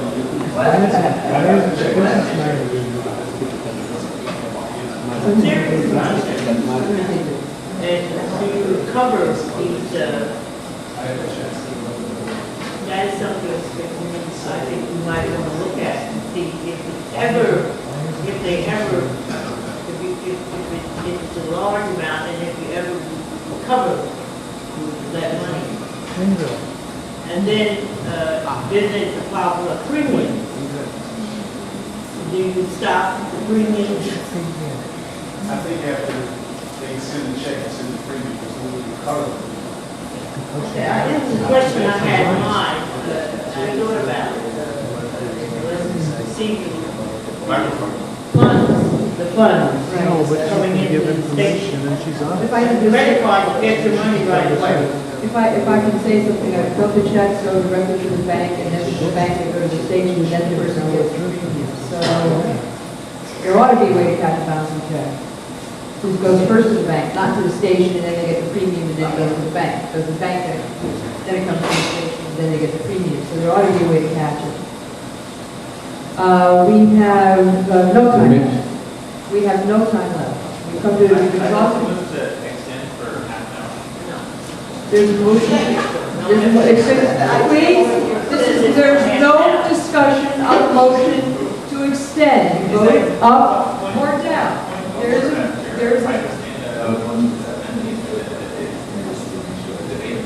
A motion to extend is not debatable. All right? We bring it directly to a vote. No, wait. All those in favor of extending Madam right... Chair, I have a point of order. Well, I'm really Right against here, it. on the great page of 9, great page 9, on table related to motions. We still have Baruti, we can speak amongst ourselves. While Jamie's looking at it, did you have your last, I guess we'll find out if we don't extend, then it's again, IGM is, I will let me stay because it won't be any discussion. We have, for years, not debated these things, and I'm quite sure that... Doesn't mean it's right. It doesn't mean And it's why right. we would want to debate it is beyond my comprehension. And vote it up or down, and somebody can offer a different amount of time to extend until we get to something that's mutually agreeable to everybody. Apply a process that we allow one person for and one person against, so we can hear what the reasons are, and then we can move past this. It's much more. There's no, to extend the time? No, I am ruling that there's no, we have now wasted a great deal of time just on this point. All those in favor of extending by 1.5 hour? Page 16, number 40, not the date. Thank you very much. Set time. Thank you very much, our call. Page 16, number 40. All those in favor of extending by 1/2 hour this discussion, please raise your hand. 1, 2, 3, 4, 5, 6, 7, 8, 9. All opposed? 1, 2, 3, 4, 5, 6, 7, 8, 9. The chair votes no. Chair doesn't vote. Oh, actually, actually, it is a tie, therefore it does not. It has to be 2/3 anyway, right? Okay, done. Move to extend by 20 minutes. Did give me that. Move to extend for 20 minutes. Yes. Sorry? There's a motion. It's been moved and seconded to extend by 15 minutes. All those in favor of extending by 15 minutes, please raise your hand. 1, 2, 3, 4, 5, 6, 7, 8, 9, 10, 11, 12, 13, 14, 15, all opposed?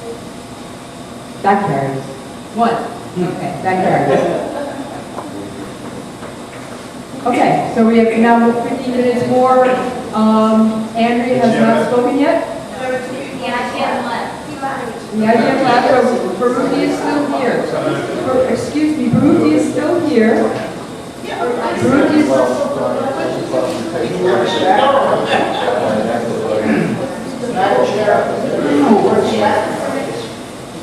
All right, guys. Guys, cut me a break, okay? Please.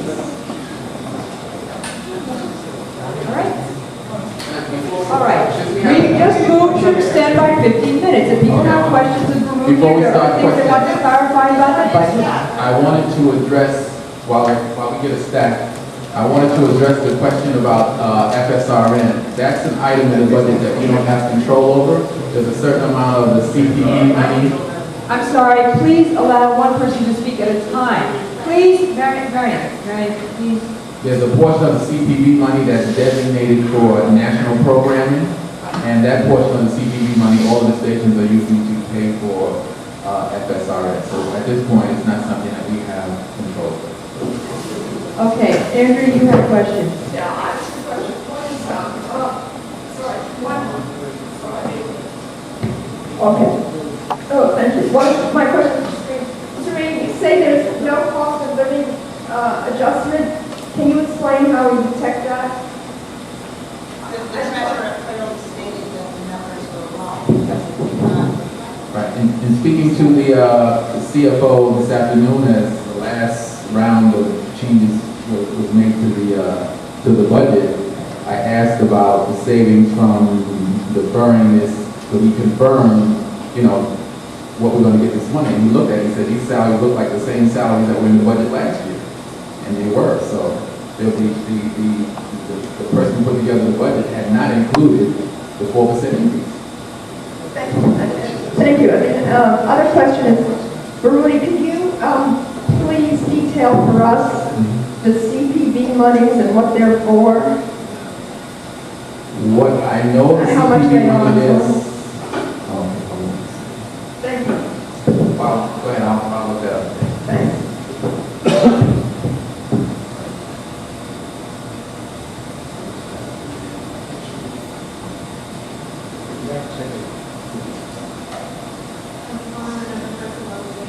Yes, Mitch hasn't spoken yet. But I need to ask already about some lines here.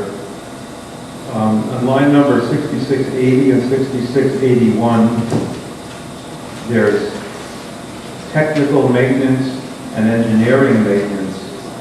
And this year, for the technical maintenance, which I assume is an important item, we spent $30,135. Projected for next year is $6,000, so it's a cut by drastically.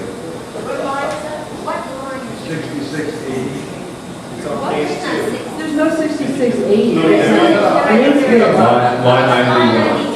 990. Oh, yes, please use the numbers in the far left edge. That will make it possible to find it. Okay. 91. So it's 91 and 92, okay, 91. So I'd like to ask about that. And I also would like us to consider drastically cutting the amount that's spent on premiums and purchasing premiums, and try to have the premiums, that's $150,000 here, that if we could cut that down by half or even more, that would be a sizable chunk, by having people generate their own premiums from the shows rather than purchasing them like a business, have the volunteers, people gift premium to the station instead of charging money for them, and so forth. And we were supposed to have looked into some of that. I don't know if we ever got, I missed one of the meetings, so I'm not sure if we ever got the actual statistics that we had asked for on where all that money is going and coming from. We had passed that in one of the finance committee meetings. but who's getting paid for how much they're getting paid for premiums and so forth. So those are my two questions. As it relates to the maintenance. The microphone. The maintenance technical, we did have the same question. The response was that there were 3 major setbacks during the current fiscal year. The air conditioner at the tower had to be repaired, and the transmitter failed twice. And the hope is that this year we won't have this encounter the same problem. But the same, in the previous years, 2 years going into that, they were also up there in the same range. So why should we expect, if the past 3 years at the very least, it's all been up in the $25,000 to $30,000 range for maintenance engineering, why do we expect that will be dropped down by 75% for this year? And also this year too, we're doing we're starting to transmit, I don't know if you heard earlier, the conversion to digital. So the transmitter, we got to have the grant and the matching funds, so that will hopefully work. Well, no, there's money in the budget for that. If you notice, there's approximately $151,000 of additional money on the grants line. That's all associated with the conversion to HD. You know, the transmitter work associated with that. But are we assuming that we wouldn't, I guess, we wouldn't need the extra $25,000 that is being subtracted? Well, maybe more than that. Right, because if we do the work that to get the new transmitter, then repairs and so forth on the old transmitter shouldn't be necessary. Well, obviously, I hope that you're right, and we all do. But what if we're not? What if we go consistently as it has for the years past? Then it's a real problem for the station. Then we're going to have to be in an emergency situation. And we'll have to find that $30,000 somewhere. So that's a real, difficulty, and I think we should plan for that. And the other question had to do with cutting the premiums, cutting the amount spent for premiums. We reduced the budget. The initial amount proposed was 168. We did reduce it down because we felt as though we could, the station can do better. I think folks thought to be more optimistic than 150 would border on, not being prudent. So most of that money, as I understand it, goes towards purchasing and printing of premiums. Right. And most of the purchasing. Right. So if we could knock out 150,000 and say, okay, for this 1 year at the very least, nobody gets paid on premiums. All the premiums are free. Either that, or we won't offer those premiums. We'll all have to come up with a different way.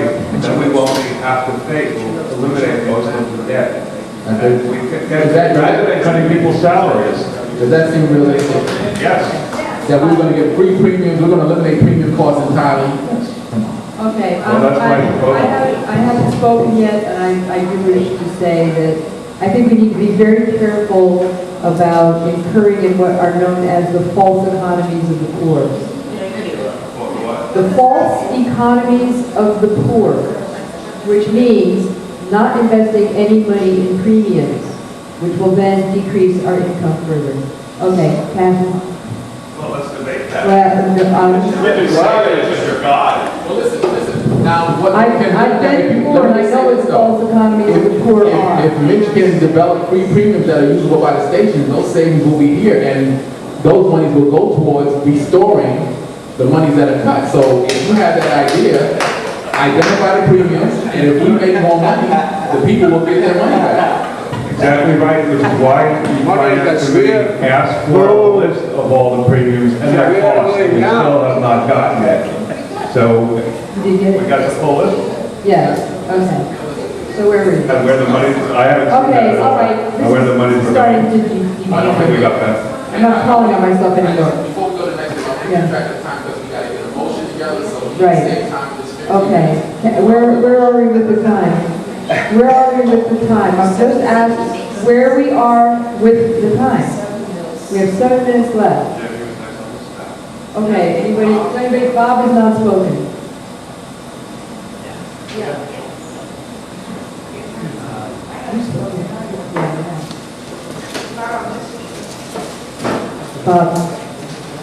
Well, but you've spoken during the course of this budgetary discussion, and Bob has not. All right, well, I don't know, is there a motion on the floor to approve the budget? Because I have an amendment. No, there's no motion on the floor yet. There's notice, but there is, but Serene gave notice that she has a motion. Can I answer the CPB budget question? Yes, please. CPB money this year is going to be $412,502. And if you look at line 98, you see programming free speech radio news. That's 132 to 57. I think that's all free speech radio news. And that's what the portion that we can't use locally goes towards covering that expense. Free speech radio news. And the rest of it? The rest of it we can use to, for our own purposes, right? Okay, so Kathy, now we're moving on to who I've spoken more than once. Oh, yeah, you come on, I'm sorry, Bob. I didn't realize you were done. Okay, just first briefly on this premium cost issue, we actually had a working group last year that looked into that, and we came up with some ideas on how to cut the cost of premiums, which I still think management needs to pay more attention to and try to implement.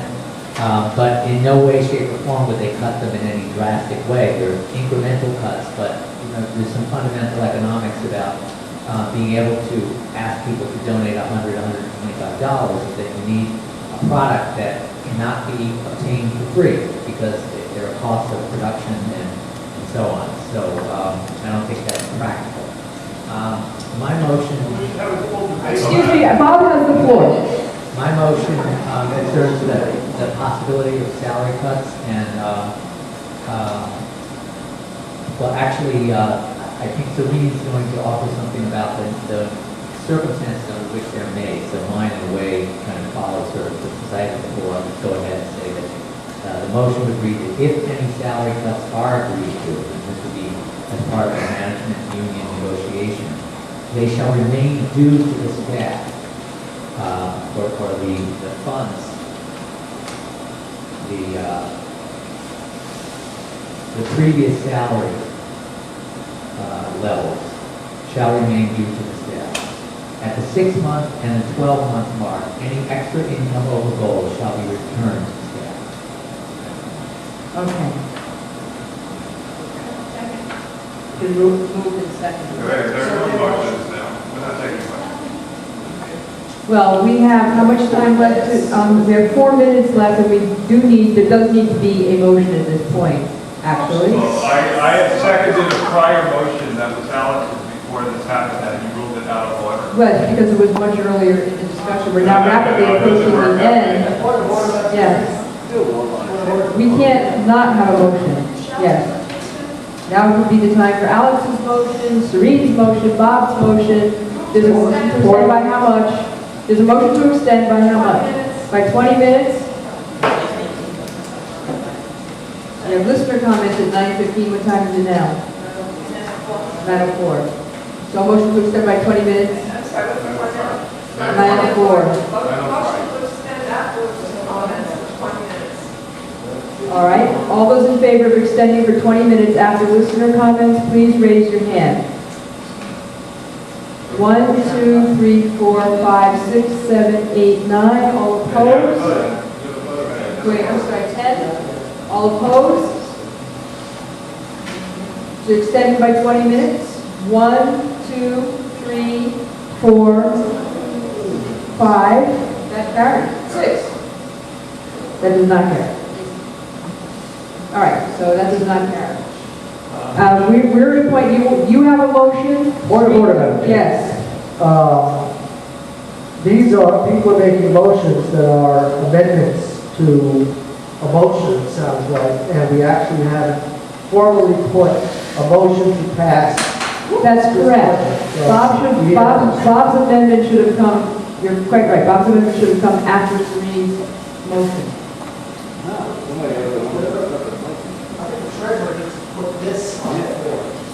All right. So motion to pass the budget as it is.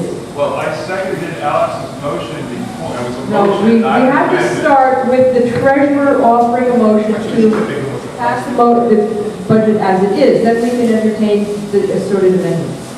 Alex, excuse me, point of order. Excuse me, yeah. Point of order. Alex's statement that he made was a motion independent of whether this passes or not, whether this is on the floor. It was not an amendment. Okay, if it's not about the, if it's not about the budget, then it doesn't belong in the budget time period. It's about the budget. Then it's an amendment. No, it's You're not. saying two different things. I mean, There could be more than one motion being presented. yes, he can present a substitute motion. No, if he presents it first, Then this becomes a substitute motion. The Baruti presents a motion to pass the budget as it is, just as somebody would present a motion to pass the agenda as it is. Then people say, no, I want something different. We have very little time. I would suggest that people not fritter it away. Please. Yes. If we're going to talk some more about this budget, we have a hearing motion to extend the time, and then it's a time extension, in which case the motion to pass the budget is premature. Whether we finish our discussion. What we need is an extension of time even to have the motions read. Motion to extend for 25 minutes, I want a roll call vote. Time is up. We just passed a motion that defeated 20 minutes, and now you're offering a longer period of time. I'm going to rule that out of order. Motion to extend for 19 minutes. Whoa. yeah, there's all sorts of new stuff that you brought. All right. Everything's different. We have business to conduct here. If we do not approve a motion, we will have a motion, right? There will be a budget imposed upon us, which you will have had no say in. I was Let's talk about it. Why are you arguing? You're arguing not to, you said we can't argue about what's standing on. And you're arguing not to. We have a limited amount of time. Excuse me, we have a limited amount of time in this space. If we do not pass a budget, we will have a budget that will be imposed upon us about which you will have had no input whatsoever. But we cannot extend the time past the time that we can stay in this space. She did. Did not, Madam Madam Chair. 15 minutes of public comment. Madam Chair, I have moved to spend 15 minutes on public comment and the rest of the time in this space discussing the motion. And I would like a roll call vote about people who do not want to take this seriously. Yes. Yes, you're speaking to the motivate. I'm sorry, what? Sorry. Please come to order. Please come to order. Please come to order. Please come to order. Please come to order. Please come to order. Please come to order. Please come to order. Lisa has the floor. We have a very limited amount of time. What is Lisa going to squander it on now? Please do not speak to the motivations of the Please come to order. Please come to order. Their jobs and you don't want to talk about it. Please come to order. Go ahead, fire people. Please come to order. Mitchell Cohen, please come to order. Lisa has... Here. Lisa, Here. Please. I'm objecting to people, it's out of order. People's motives, you can barely speak for yourself. Please don't talk about why you can't talk. Please don't influence this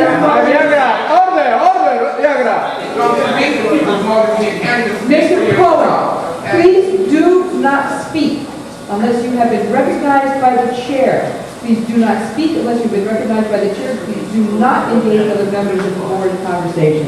Lisa had the floor. I said that people do not have the right to speak to people's motives, especially when they... Well taken. You not go, I would prefer that you not go to what they do for themselves, okay? Lisa, order. It is out of order to accuse motives. Please come to order.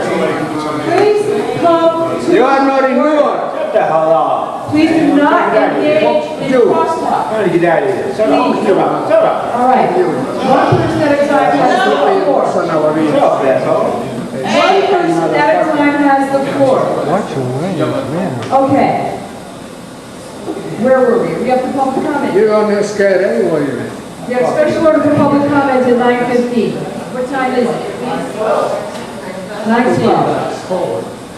All right, there was a motion on the floor to extend by 15 minutes this discussion of the motion. All right, there's 1 minute before public comment. So we have 1 minute in which to take a vote on whether to extend For the rest of the rest of the time following. Okay, that'll be about 15 minutes. No, we're leaving at 9:30? Oh, I see, okay. Uh-huh. All right, whatever, the whole time that we're here. Okay, that's the motion. All those in favor, all those in favor, all those in favor, we have 1 minute, all those in favor. I asked for Is a there any roll call, objection to a roll call vote? We're voting on whether to extend to make the entire rest of this meeting be the budget. Following the listener comment, excuse me, please do not speak unless you're called upon. Unless you have been recognized. You are not, Mr. Cohen, you are out of order. All right. There's a motion to extend the time so that all of the time we have left this space, which is 15 minutes following public comment, will be spent on the motions having to do with the budget. Okay, all those in favor? 1. All right, then this vote will not take place until after public comment. No. There's a vote now. We have another piece of business. We have to do this. No, there's a special order for listener comments at 9:15. Period. No. Yes. Can you ask the noise to stop? Yes, could the noise please stop? There's a special order 9:15. In order to amend that, we have to have a 2/3 vote. If you want to Madam Chair, but there's a motion to extend, and that affects that. So, and there's a All motion right, to have it as okay. a roll call. There is an so- objection to a roll call vote. All those in favor of a roll call vote, please raise your hand. 1, 2, 3, 4, 5, 6, 7, 8. Wait, 1, 2, 3, 4, 5, 6, 7, 8, 9, 10 want a roll call vote. How many do not want a roll call vote? 1, 2, okay, we will now take a roll call vote. Please quickly. Mediaco. Whether to extend the rest of the meeting after listener comment time, which is mandated in 9:15. To the budget. No. Discussion of the budget. Discussion of the budget. All right. Burton. Yes. Yes. Please. Bernstein. Redstein. We are voting, please, I know there's been a lot of shouting, there's been a lot of distraction. We're going into listener comments We're going to have listener and comments. we're voting on whether or not to spend the rest of the meeting on discussing this budget. After the listener comment. No, all right. No. All right, I'm sorry. If one person will speak at a time, and you raise your hand and ask to be recognized. One person with their hand up, that is Serene. Please allow only Serene to speak.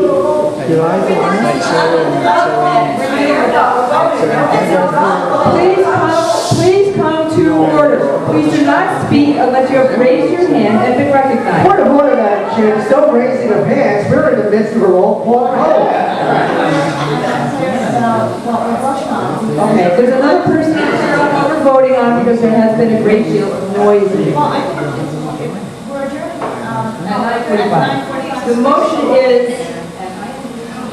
The motion is that we will extend the time to discuss the motion on the budget by all of the time that remains after the mandated time for public comment, which is already, we're getting into. We're taking a roll call vote. Nina has voted no. Mary Bornstein has voted no. Brooks. Who's next? No. Brown. Yes. Yes. Clay. Virtually. Cohen. Morris. Yes. Davis. Kathy Davis. Yes. Lisa Davis. No. No. Fishman. Yes. Yes. Flanders. Absent. Griffin. No. Heffley. Absent. LaFarge. Yes. Yes. Lederer. No. No. Lucas. Absent. Martin. Yes. Support. Yes. Reimers. Ross? No. No. Ross? Yes. Silva? Yes. Steinberg? Yes. Yes. That's it. 1, 2, 3, 4, 5, 6, 7, 8, 9, 10, 11 for yes. 1, 2, 3, 4, 5, 6, 7, 8, 9, 10, 11. No. 1, 2, 3, 4, 5, 6, 7. 1, 2, 3, 4, 5, 6, 7 for no. The vote is 11 to 7. 11 what? 11 for yes. Okay, 7 for no. so we'll extend. So we will bring these motions to a vote at the end of that time. Point of, Oh, yeah, right, all right. That does not pass. But, so we'll have the motion. All right. The public comment is a special order. We will have it right now. I had Dale Ratner asked me to deliver these, I just wanted to. I'm sorry, what? Dale Ratner asked me to deliver these to the people in the meeting, their applications, candidate application forms. All right, but So I just wanted to announce make it that at the end of these, all right. Public comment, 3 minutes each. This is a question that I'm probably putting before the cause of my listening comments. I wish some people would stop and listen. My first question is Steve Brown holding any pledge funds through WBAI? Any answer, yes or no? Okay, my listening comments. I think I was the last person to understand the reason behind the promo by Evelyn Sandino Rosa asking listeners to mail their pledge payments to WBAI in the envelopes supplied or to the address to address their own envelopes to the same official WBAI address. I wish it had been stated up front that it was because of Steve Brown via emails asking pledge funds to be mailed to him. What's he up to? Sounds like some devious variety of foul play. Steve Brown or somebody enlighten me. Is his action considered tampering with the mail? Is it a prosecutable action? Was Steve Brown's action sanctioned by WBAI? No. Does Brown have accomplices acting in concert for redirecting funds away from WBAI for whatever possible nefarious purpose? Has Steve Brown stepped beyond the bounds of prudence and committed a criminal act? Is there an attorney in the house? Them already. I've spoken to people on this side of the table. I cannot remind people on this side of the table that we do not respond to listener comment. This is their time to speak. I will ask members of the board to give members of the public the courtesy of just listening, not shouting back at them, not attempting to engage them. This is their time. Monroe. Yes, ladies and gentlemen. And not engage inside conversations.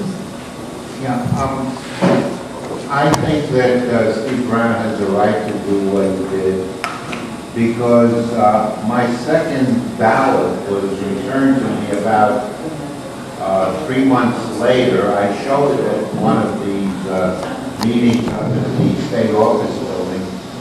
I had certified it so that I thought it would be picked up very properly, and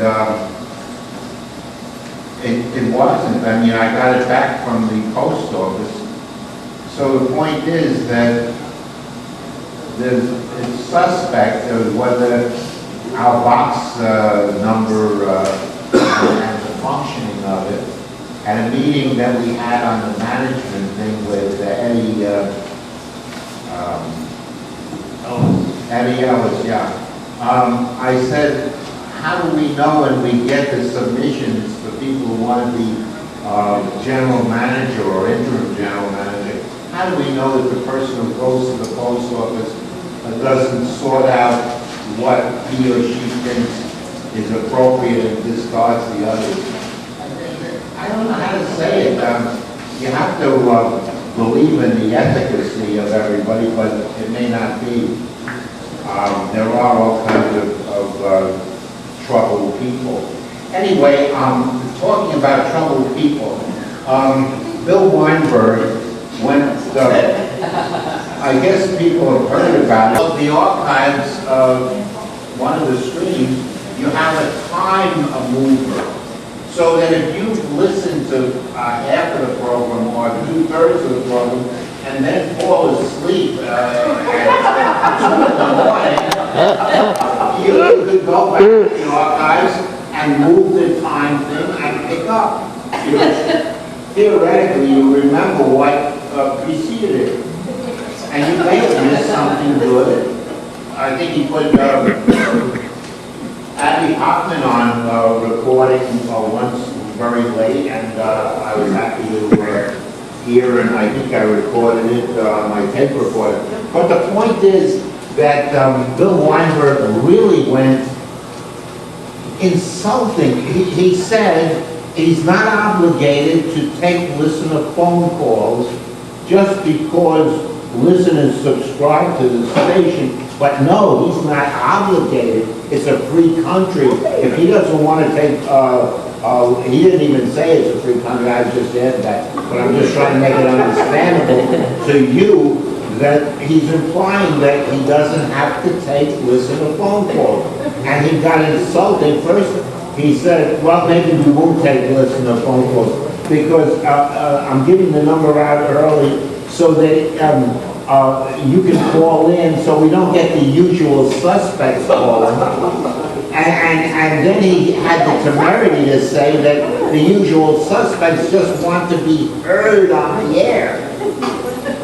And the program was about the Iraqi people who were there, who are the civil people, the secular people, who need our help and so on. And it was very hard to figure out an answer for him.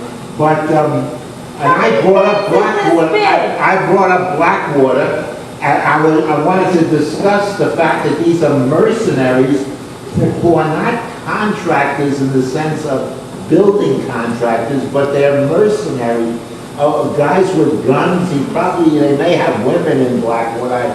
I don't remember if it was mentioned. But the point is, I'll just finish the little sentence or two. So, between Bill Weinberg going bananas and Go Monroe. Bob Fast demeaning me, spending most of his program, and then had George Leica come on and further said I was like an animated Sherman tank.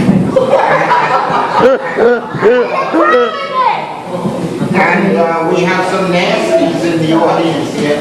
That's all right, people. I don't expect much better. Okay, I have my 3 minutes. First, I want to thank Mr. Baruti, for your efforts on what is probably an impossible job. It is clear any small business, whether it's a push cart or whatever, would realize that WBAI is in bad shape for lack of management, for lack of vision, for lack of creating new ideas on how to run the station. As a listener member, I've been coming here for years watching the LSD, and I voted for people on this board who are intelligent, capable, dedicated, who could have done a great deal to help management make this a better station and survive. I'm not sure at this point it's going to survive, because during those 3 years, the majority of the LSD has stifled open discussion, has avoided any discussion of management or budget until it comes time for the budget to be approved, and then in lockstep, you voted for budgets which are unreasonable, as you're going to have to do today, if you still have enough members here.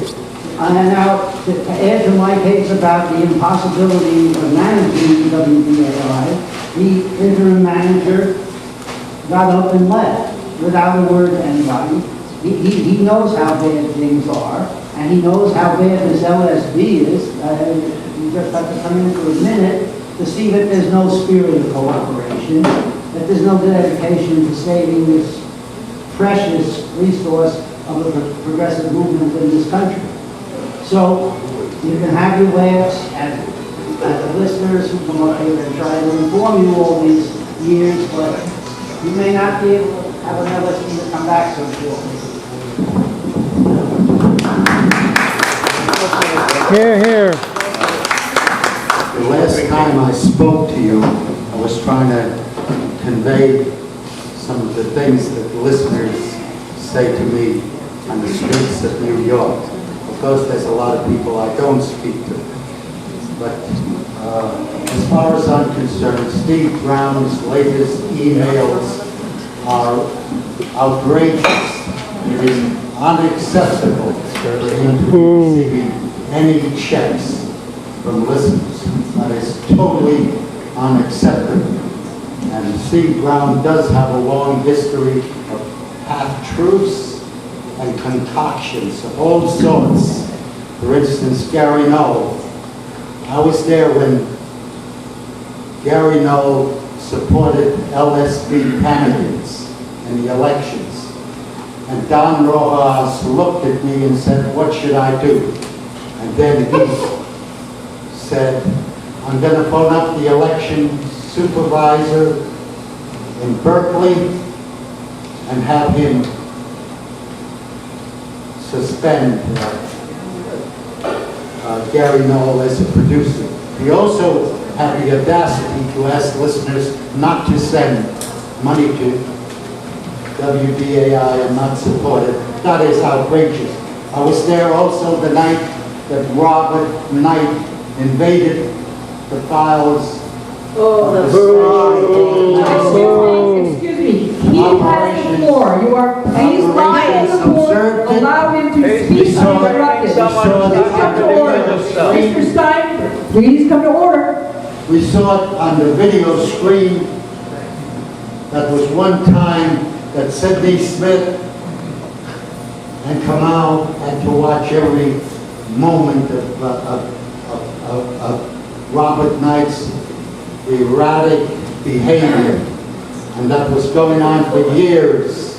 He also had a dispute with the security guards that was totally unnecessary in the lobby of the building.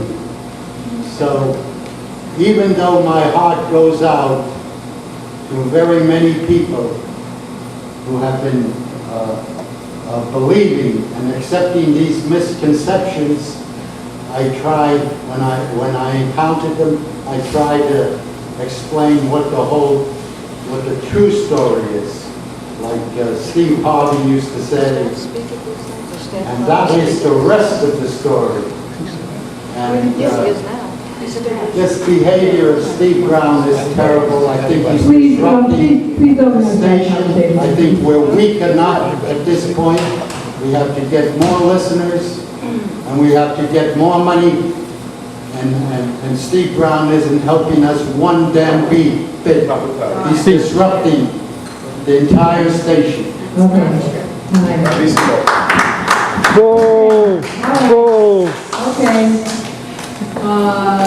Where are we at? We're back to... We're back, all right. There's a piece of business that apparently was overlooked apparently at the beginning of the meeting that is really very important. I think we can get it out of the way without objection. We need to have a delegates meeting at the next time we meet, set aside some part of that meeting as a delegates meeting. We need to vote that we're going to do that. For bylaws? The bylaws amendment, to vote on the bylaws amendment. Is it without objection? Can we, how much time would people think that would need? Bob? The PNB is voting this Friday on 3 bylaws amendments, or a package of 3 sets of bylaws amendments concerning the terms of delegates and the election schedule and term limits. And so those will, all 5 delegate assemblies, aka LSPs, have been asked to schedule their votes this month so that can happen according to the bylaws process. So I would say about 45 minutes to make that from 7:45 on the date. Or the first 45 minutes of the meeting after. Right, the first 45 minutes. Is there any objection? At 7 o'clock. All right. Is there any objection to, Just to make it longer, I think we're going to need more time. okay, so there's a motion for how much time exactly? How much time exactly? Make it an hour. All right, there's a motion to make it an hour and a half. There's a motion to make it, there's an amendment. There's an amendment to make it an hour and a half.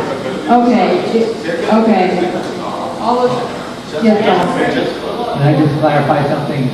There's been notice for almost 2 months now on the website that with the exact text of every single amendment. So the only question for the community is whether they agree with them. If they reject them on Friday, it's a moot point. It won't come to the delegate. So our work was, Okay. moving forward to the LSP list. They're on the list. Okay, so, all right, okay. So there is, please, excuse me, there's a motion to make that an hour and a half discussion. All those in favor? Oh, wait, that's an amendment. Amendment to my motion. All right, that's an amendment to Bob's motion. There's an amendment to Bob's motion to make an hour and a half. All those in favor, can we please just do this? It is debatable, but we have a point of information. Point of information. Yes. Is the membership aware, I don't think it is, that these meetings have been debated as recently as yesterday, the day before, they're extensive amendments, so they may have been up on the website, Bob, but you know that they've been discussed and changed. As you're asking a question of point of information, they've been announced repeatedly, they've been announced repeatedly by Changes, the modifications and amendments, have they been communicated to the membership? No. The only change that came out of that, the meeting last night, was a correction of a drafting error, which was about the date of something, which everyone agreed was just an accidental error. There's no substantive changes that have been made. Okay. Madam Chair, can we have an amendment to, can we actually amend it to the motion? I'm sorry. This is not, the discussion of all this is not even on the agenda. We need, if we're going to vote, if we are going to vote on the bylaw amendments, then we will have to agree that we're going to have a delegates meeting at the beginning of the next meeting. Perhaps we could postpone the discussion of how long it will be until the next meeting. So if we just agree that we'll have a delegates meeting at the start of the first meeting, is that agreeable? The next meeting will begin with a delegates meeting in order to discuss this, and at that time, we'll fix the amount of time. All right. I agree. Okay. Yes, Leah?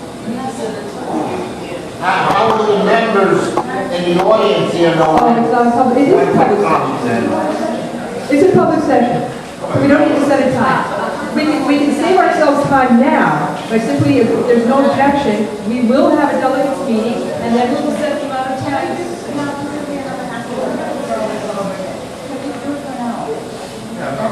All right, I have 3 proposals on the table here for an hour and a half, for an hour and 45 minutes. I agree with you. I suggest you can,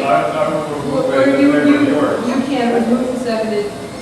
We'll vote them down. All those in favor of an hour and a half, please raise your I have another hand. motion then. All those in favor of an hour and a half. Point of order. Please. What are you talking about? Point of order. I thought, I believe we have agreed without objection that the next meeting will begin with a delegates meeting. I suggested that we wait until then to set the amount of time, because we're clearly using valuable time here arguing about how much time it will be. I seconded that. Oh, you seconded that. Well, can we start with that amendment? Is there any objection? Is there any okay? Is there any objection? Is there any objection that we will have a delegates meeting at the start of the next meeting, and we will, at that time, we will determine how long the discussion will be. No objection? Without objection. Thank you very much. All right, now we have to bring the motions about, how much time do we have? We have to bring the motions about the budget, discuss them to the extent that we can, and vote on them. So Peruzzi, you're on. That's 7 minutes. Motion. Microphone. Sorry. The motion is that I'm asking that the LSB approve the budget as prepared by management, which shows a surplus of $250,808. Okay. You had a substitute motion? Could you please read it quickly? There's an amendment. Please read it. It's a substitute. Oh, it doesn't make any difference. It works the same way. Please read it swiftly. Okay. Be it resolved, in view of the fact that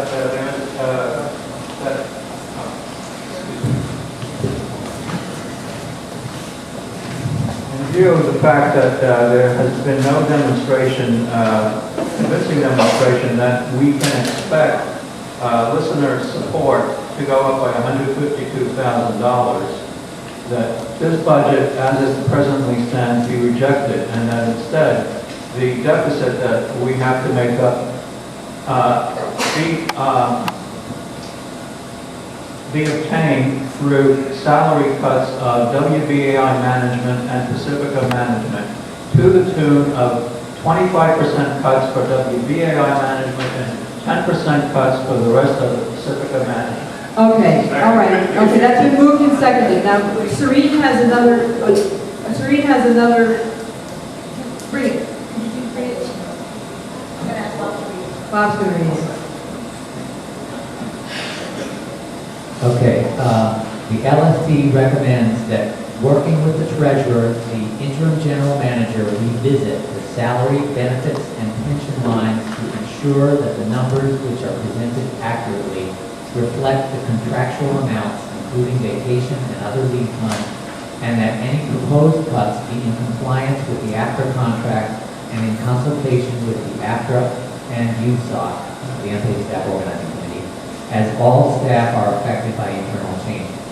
Further, the board will revisit the budget process in 6 months and again in 9 months, with, in addition to its required monitoring, the specific purpose of reviewing income and expenses to determine whether there is any excess income. Such excess shall be returned to the staff as follows. First, restoration of 50% of any rollback or lost positions. Second, a 100% increase in the hours of the development professional. Parenthetically, there are 10 hours in the current budget draft. Third, restoration of the balance of any rollback or lost positions. Fourth, a payback of the monies owed due to any rollback. Fifth, payback of deferred cost of living adjustment. And last, an increase in full-time for the development professional. Move to divide. Okay, there's a motion to divide. Second. Oh, you seconded the amendment. And then the motion to divide has been moved and seconded. So, all right. Divide how? Divide the first part. Okay. When Baruti meets with and gets the right figures from everything else. Okay. All right. All those in favor? All right. So we need to vote. We need to vote first on the motion to divide, then on Serene's amendment, and then on Alex's amendment. Reverse order. In reverse order. Reverse order. In reverse order. We have how much time left? Yes. Madam Chair, that's substitute motion. We can only handle two at a time. So first Serene's and then his. Only 2 amendments at a time. So. Wow. What? Okay. Yes, I'm going to go right here.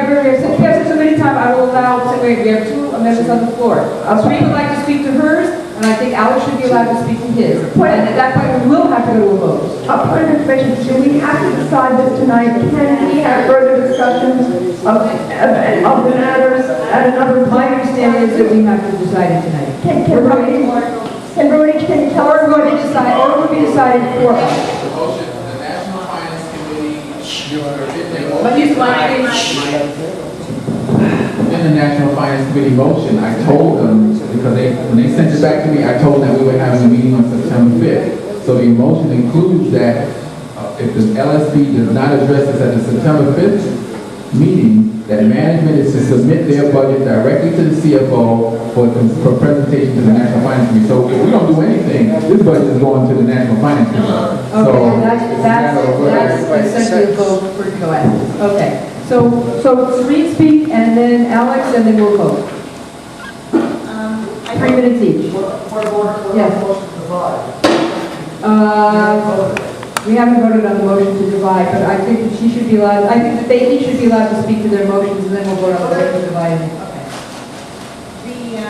The first part of this motion calls for, I think it's obvious that accuracy of the numbers that are being presented to us in the budget is questionable. So we need to be sure that we're working with numbers that are accurate. I won't take you through all the steps, but in this budget process, we've been given very different numbers. Each time we ask a question, something else gets tweaked, but we don't know that the numbers we're even looking at are correct at this point. Secondly, the second part of the motion talks specifically about the restoration of cuts. My experience is that generally, unless there's a detailed requirement for restoring any cuts, the restoration doesn't happen. So this calls specifically for us to look at the budget, doing what we're generally supposed to do, but also specifically mandating that if there's any excess, how it gets paid back to the staff all the way through. There are 6 steps here. And maybe we'll be locked in. In 6 months, we'll have enough money that it can all be done in one fell swoop. Otherwise, my fear is that it will not happen. So I urge people to support the motion as it is because those portions are essential. Okay, Alan. Basically, I have 2 objections to this budget. On the one hand, there's an exceedingly unrealistic expectation that $152,000 extra will be raised from listeners in the coming year. That would be wonderful if it would happen, but I see no convincing reason why we think that it should happen. Certainly, we haven't been given any explanation. There's no reason to believe that the fulfillment rate is going to dramatically go up. Secondly, I reject wholeheartedly the attempt to cut the salaries of the low-paid staff at WBAI. And insofar as we are mandated to come up with an extra $250,000, then that $250,000 could and should come out of the highest paid employees of WBI and the Pacifica Foundation, and that is management. And therefore, I am proposing that management take the brunt of these cuts and set an example, one with which they can gain the respect and the Pacifica Foundation could begin to turn around its finances on that basis. Show some integrity. Don't cut the salaries of the lowest paid workers. Okay. Here, here.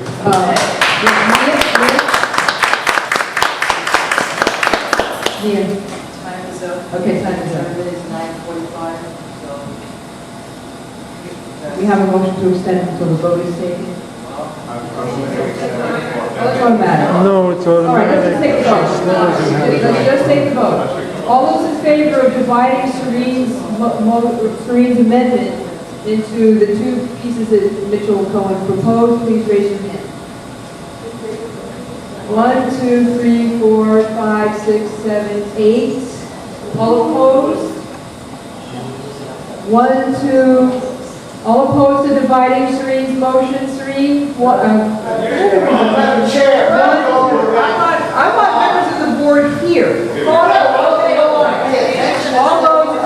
opposed to dividing Serene's motion, please raise your hand. 1, 2, 3. Okay, so it's divided. All those in favor of the first part of Serene's motion? Madam Chair, could you read the first part? Could you read the first part? Lisa is against it, no?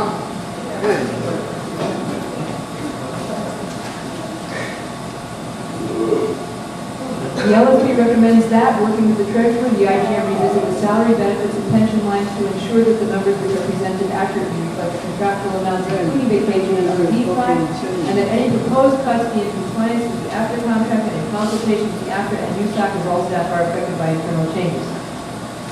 Is there any objection? Without objection. All right, now the second half.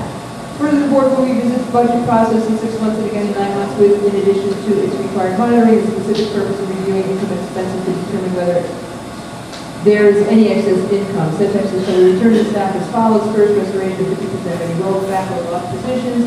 Second, 100% increase. All right, 100% increase in the hours of development professional. There are 10 hours in the current budget draft. Third, restoration of balance of any rollback or lost positions. Fourth, the payback of the money is owed due to any rollback to the payback of the very deferred cost of living adjustment. And last, to increase the full-time development professional. Is there any objection? I object. Okay, so we'll take it to a vote. All in favor? 1, 2, 3, 4, 5, 6, 7, 8, 9, 10. This is in favor of dividing or first? No, we did that all long ago. We already voted on the first committee. The second part. All in favor? 1, 2, 3, 4, 5, 6, 7, 8, 9, 10, 11. All opposed? All opposed?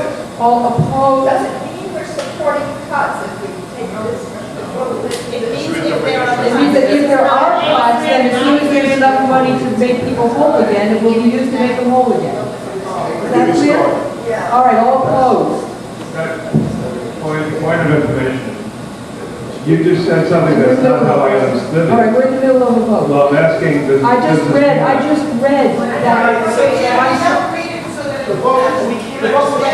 I will read it one more time. I will ask people to listen closely, okay? Listen closely. Point of procedure, with the chair, please read it legislatively slowly. Is this, okay, please.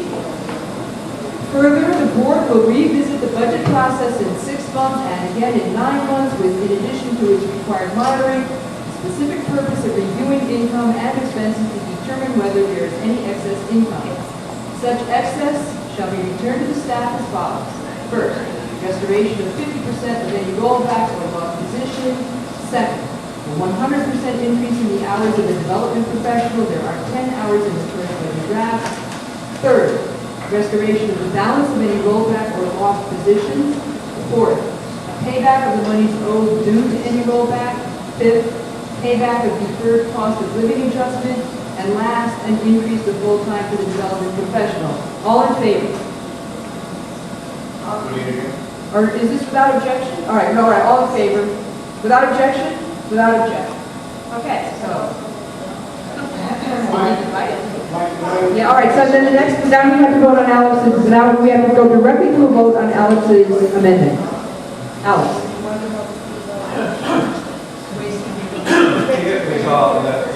Please allow, Alex has the floor, please allow only Alex to speak, and please listen to what Alex is saying. Everybody, please. Everybody. Be it resolved that the proposed budget submitted by Treasurer Baruti be revised to reflect no growth in listener support, as we don't have any reason to believe that will happen, and that the entirety of the deficit be taken out of salaries and related expenses, and that furthermore, these salary cuts will be limited to management personnel only. And these will be in the order of 25% for WBAI management and 10% for the entirety of the remainder of Pacifica management. Okay. All those in favor? Like a roll call. Without objection? With the,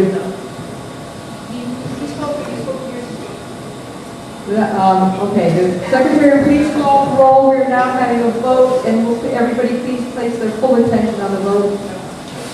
And the vote is on Everybody Alex's please. motion for 25% pay cut for BAI management and a 10% pay cut for Pacifica management. Only, solely. Solely for management, not for. All right. Please call the roll. Secretary, please call the roll. They have No, it's not a budget, but show. No, oh, excuse me. No. Okay.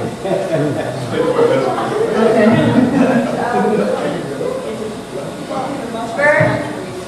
Yes, sir. Yes. Bernstein? No. No. Brooks? No.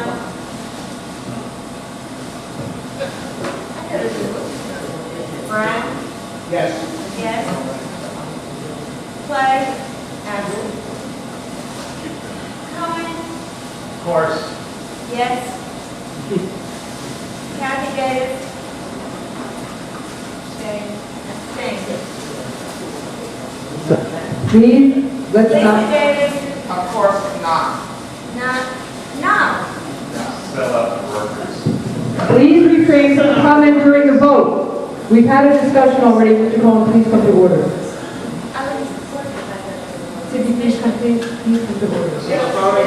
Fishman.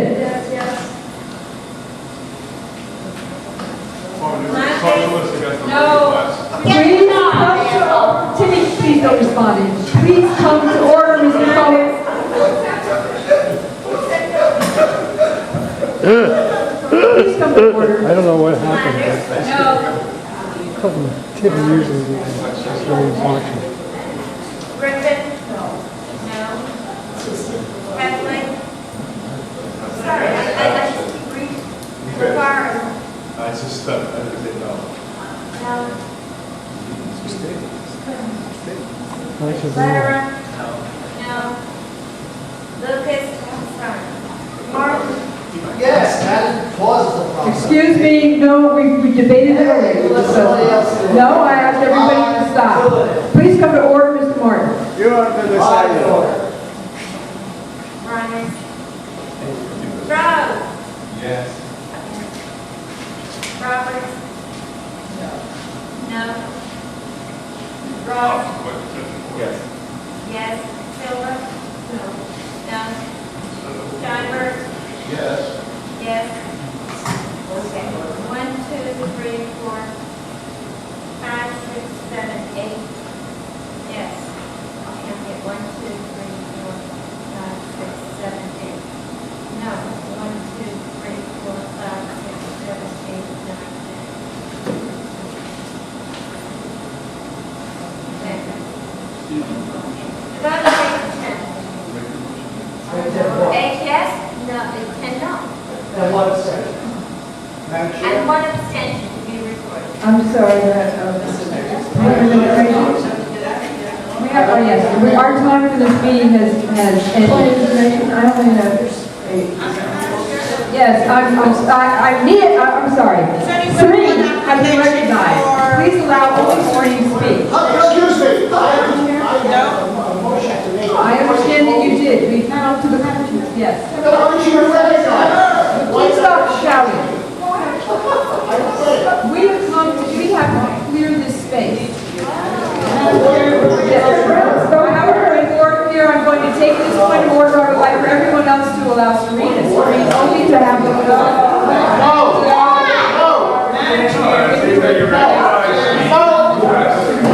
Account my name, I believe that's accurate. Chair. All right, there's a request to read the count of the roll call vote by name. By name. Because she thinks it's inaccurate. They have to Merton, yes. And this is on Steinberg's motion. Warrenstein, no. Brooks, no. Brown, yes. Cohen, yes. Kathy Davis abstained. Lisa Davis, no. Fishman, yes. Saunders, no. Griffin, no. Charles, no. Lederer, no. Martin, yes. Rose, yes. Roberts, no. Ross, yes. Silva, no. Stanford, yes.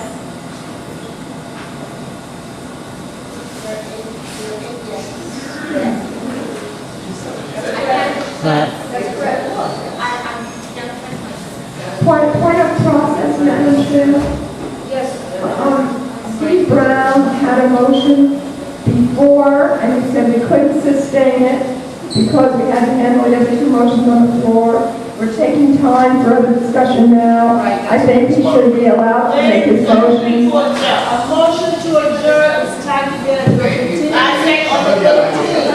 All right, move to second, we'll continue on the meeting on the 18th. A motion to adjourn takes precedence.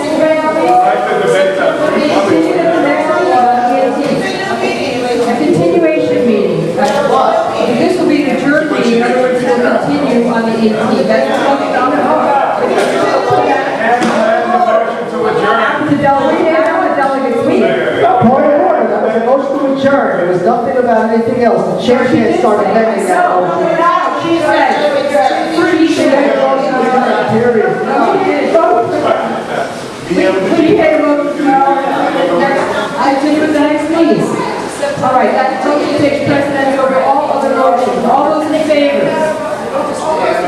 Yes, all those in favor? Adjourning meeting until the next meeting, 1, 2, 3, 4, 5, 6, 7, 8, 9, 10. All opposed? 1, 2, 3, 4, 5, 6, 7, 8. That carries.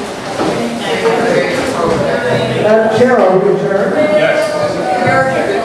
This meeting is adjourned. I point out, we didn't vote on the budget. We didn't vote on the budget. That's it.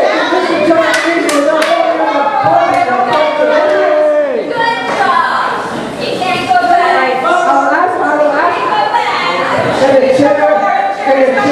The chair has announced the adjournment of the meeting. That's it. It's over. You cannot vote. No, you cannot vote. The chair has announced the adjournment. We voted to adjourn. The chair announced the adjournment. The chair announced the adjournment.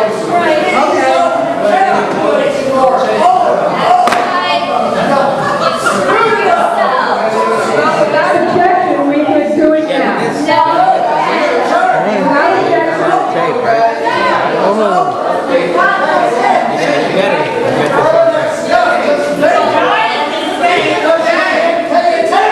You don't care about the radio station. Railroad games and that's Hold on a second. Hold on a second. That was not intentional. No, that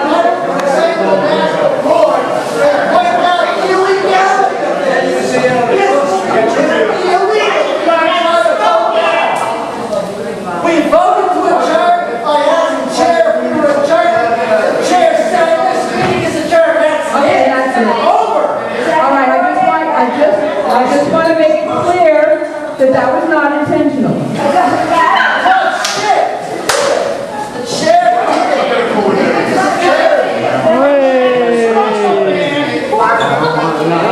It's not intentional.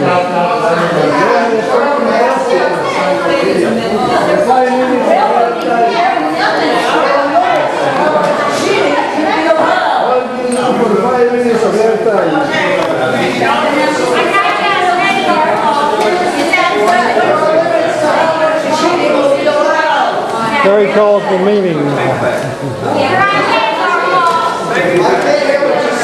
You're on tape. Right?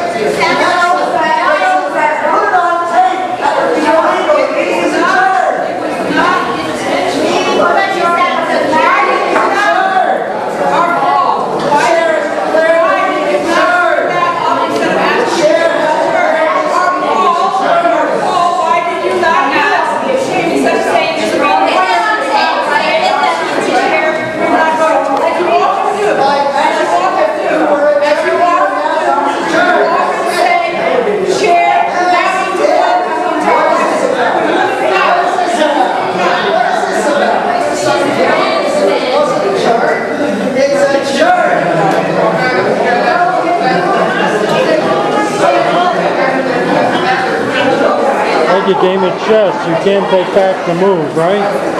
You make a move and you can't take it back. She wants to take it back. This happens at almost every meeting, at least 1 and 2 meetings. It's a riot. It ends in a riot. It's a riot about ending the meeting. They try to bring up something at the end. You watch the videos? What? This is a scene, man. To do this is a big scene. I don't think it's coming out too right. What do I take now? I don't know what's the big scene. I mean, I don't know what to do now. This is the pressing. This is what I'm saying. This is It's very depressing.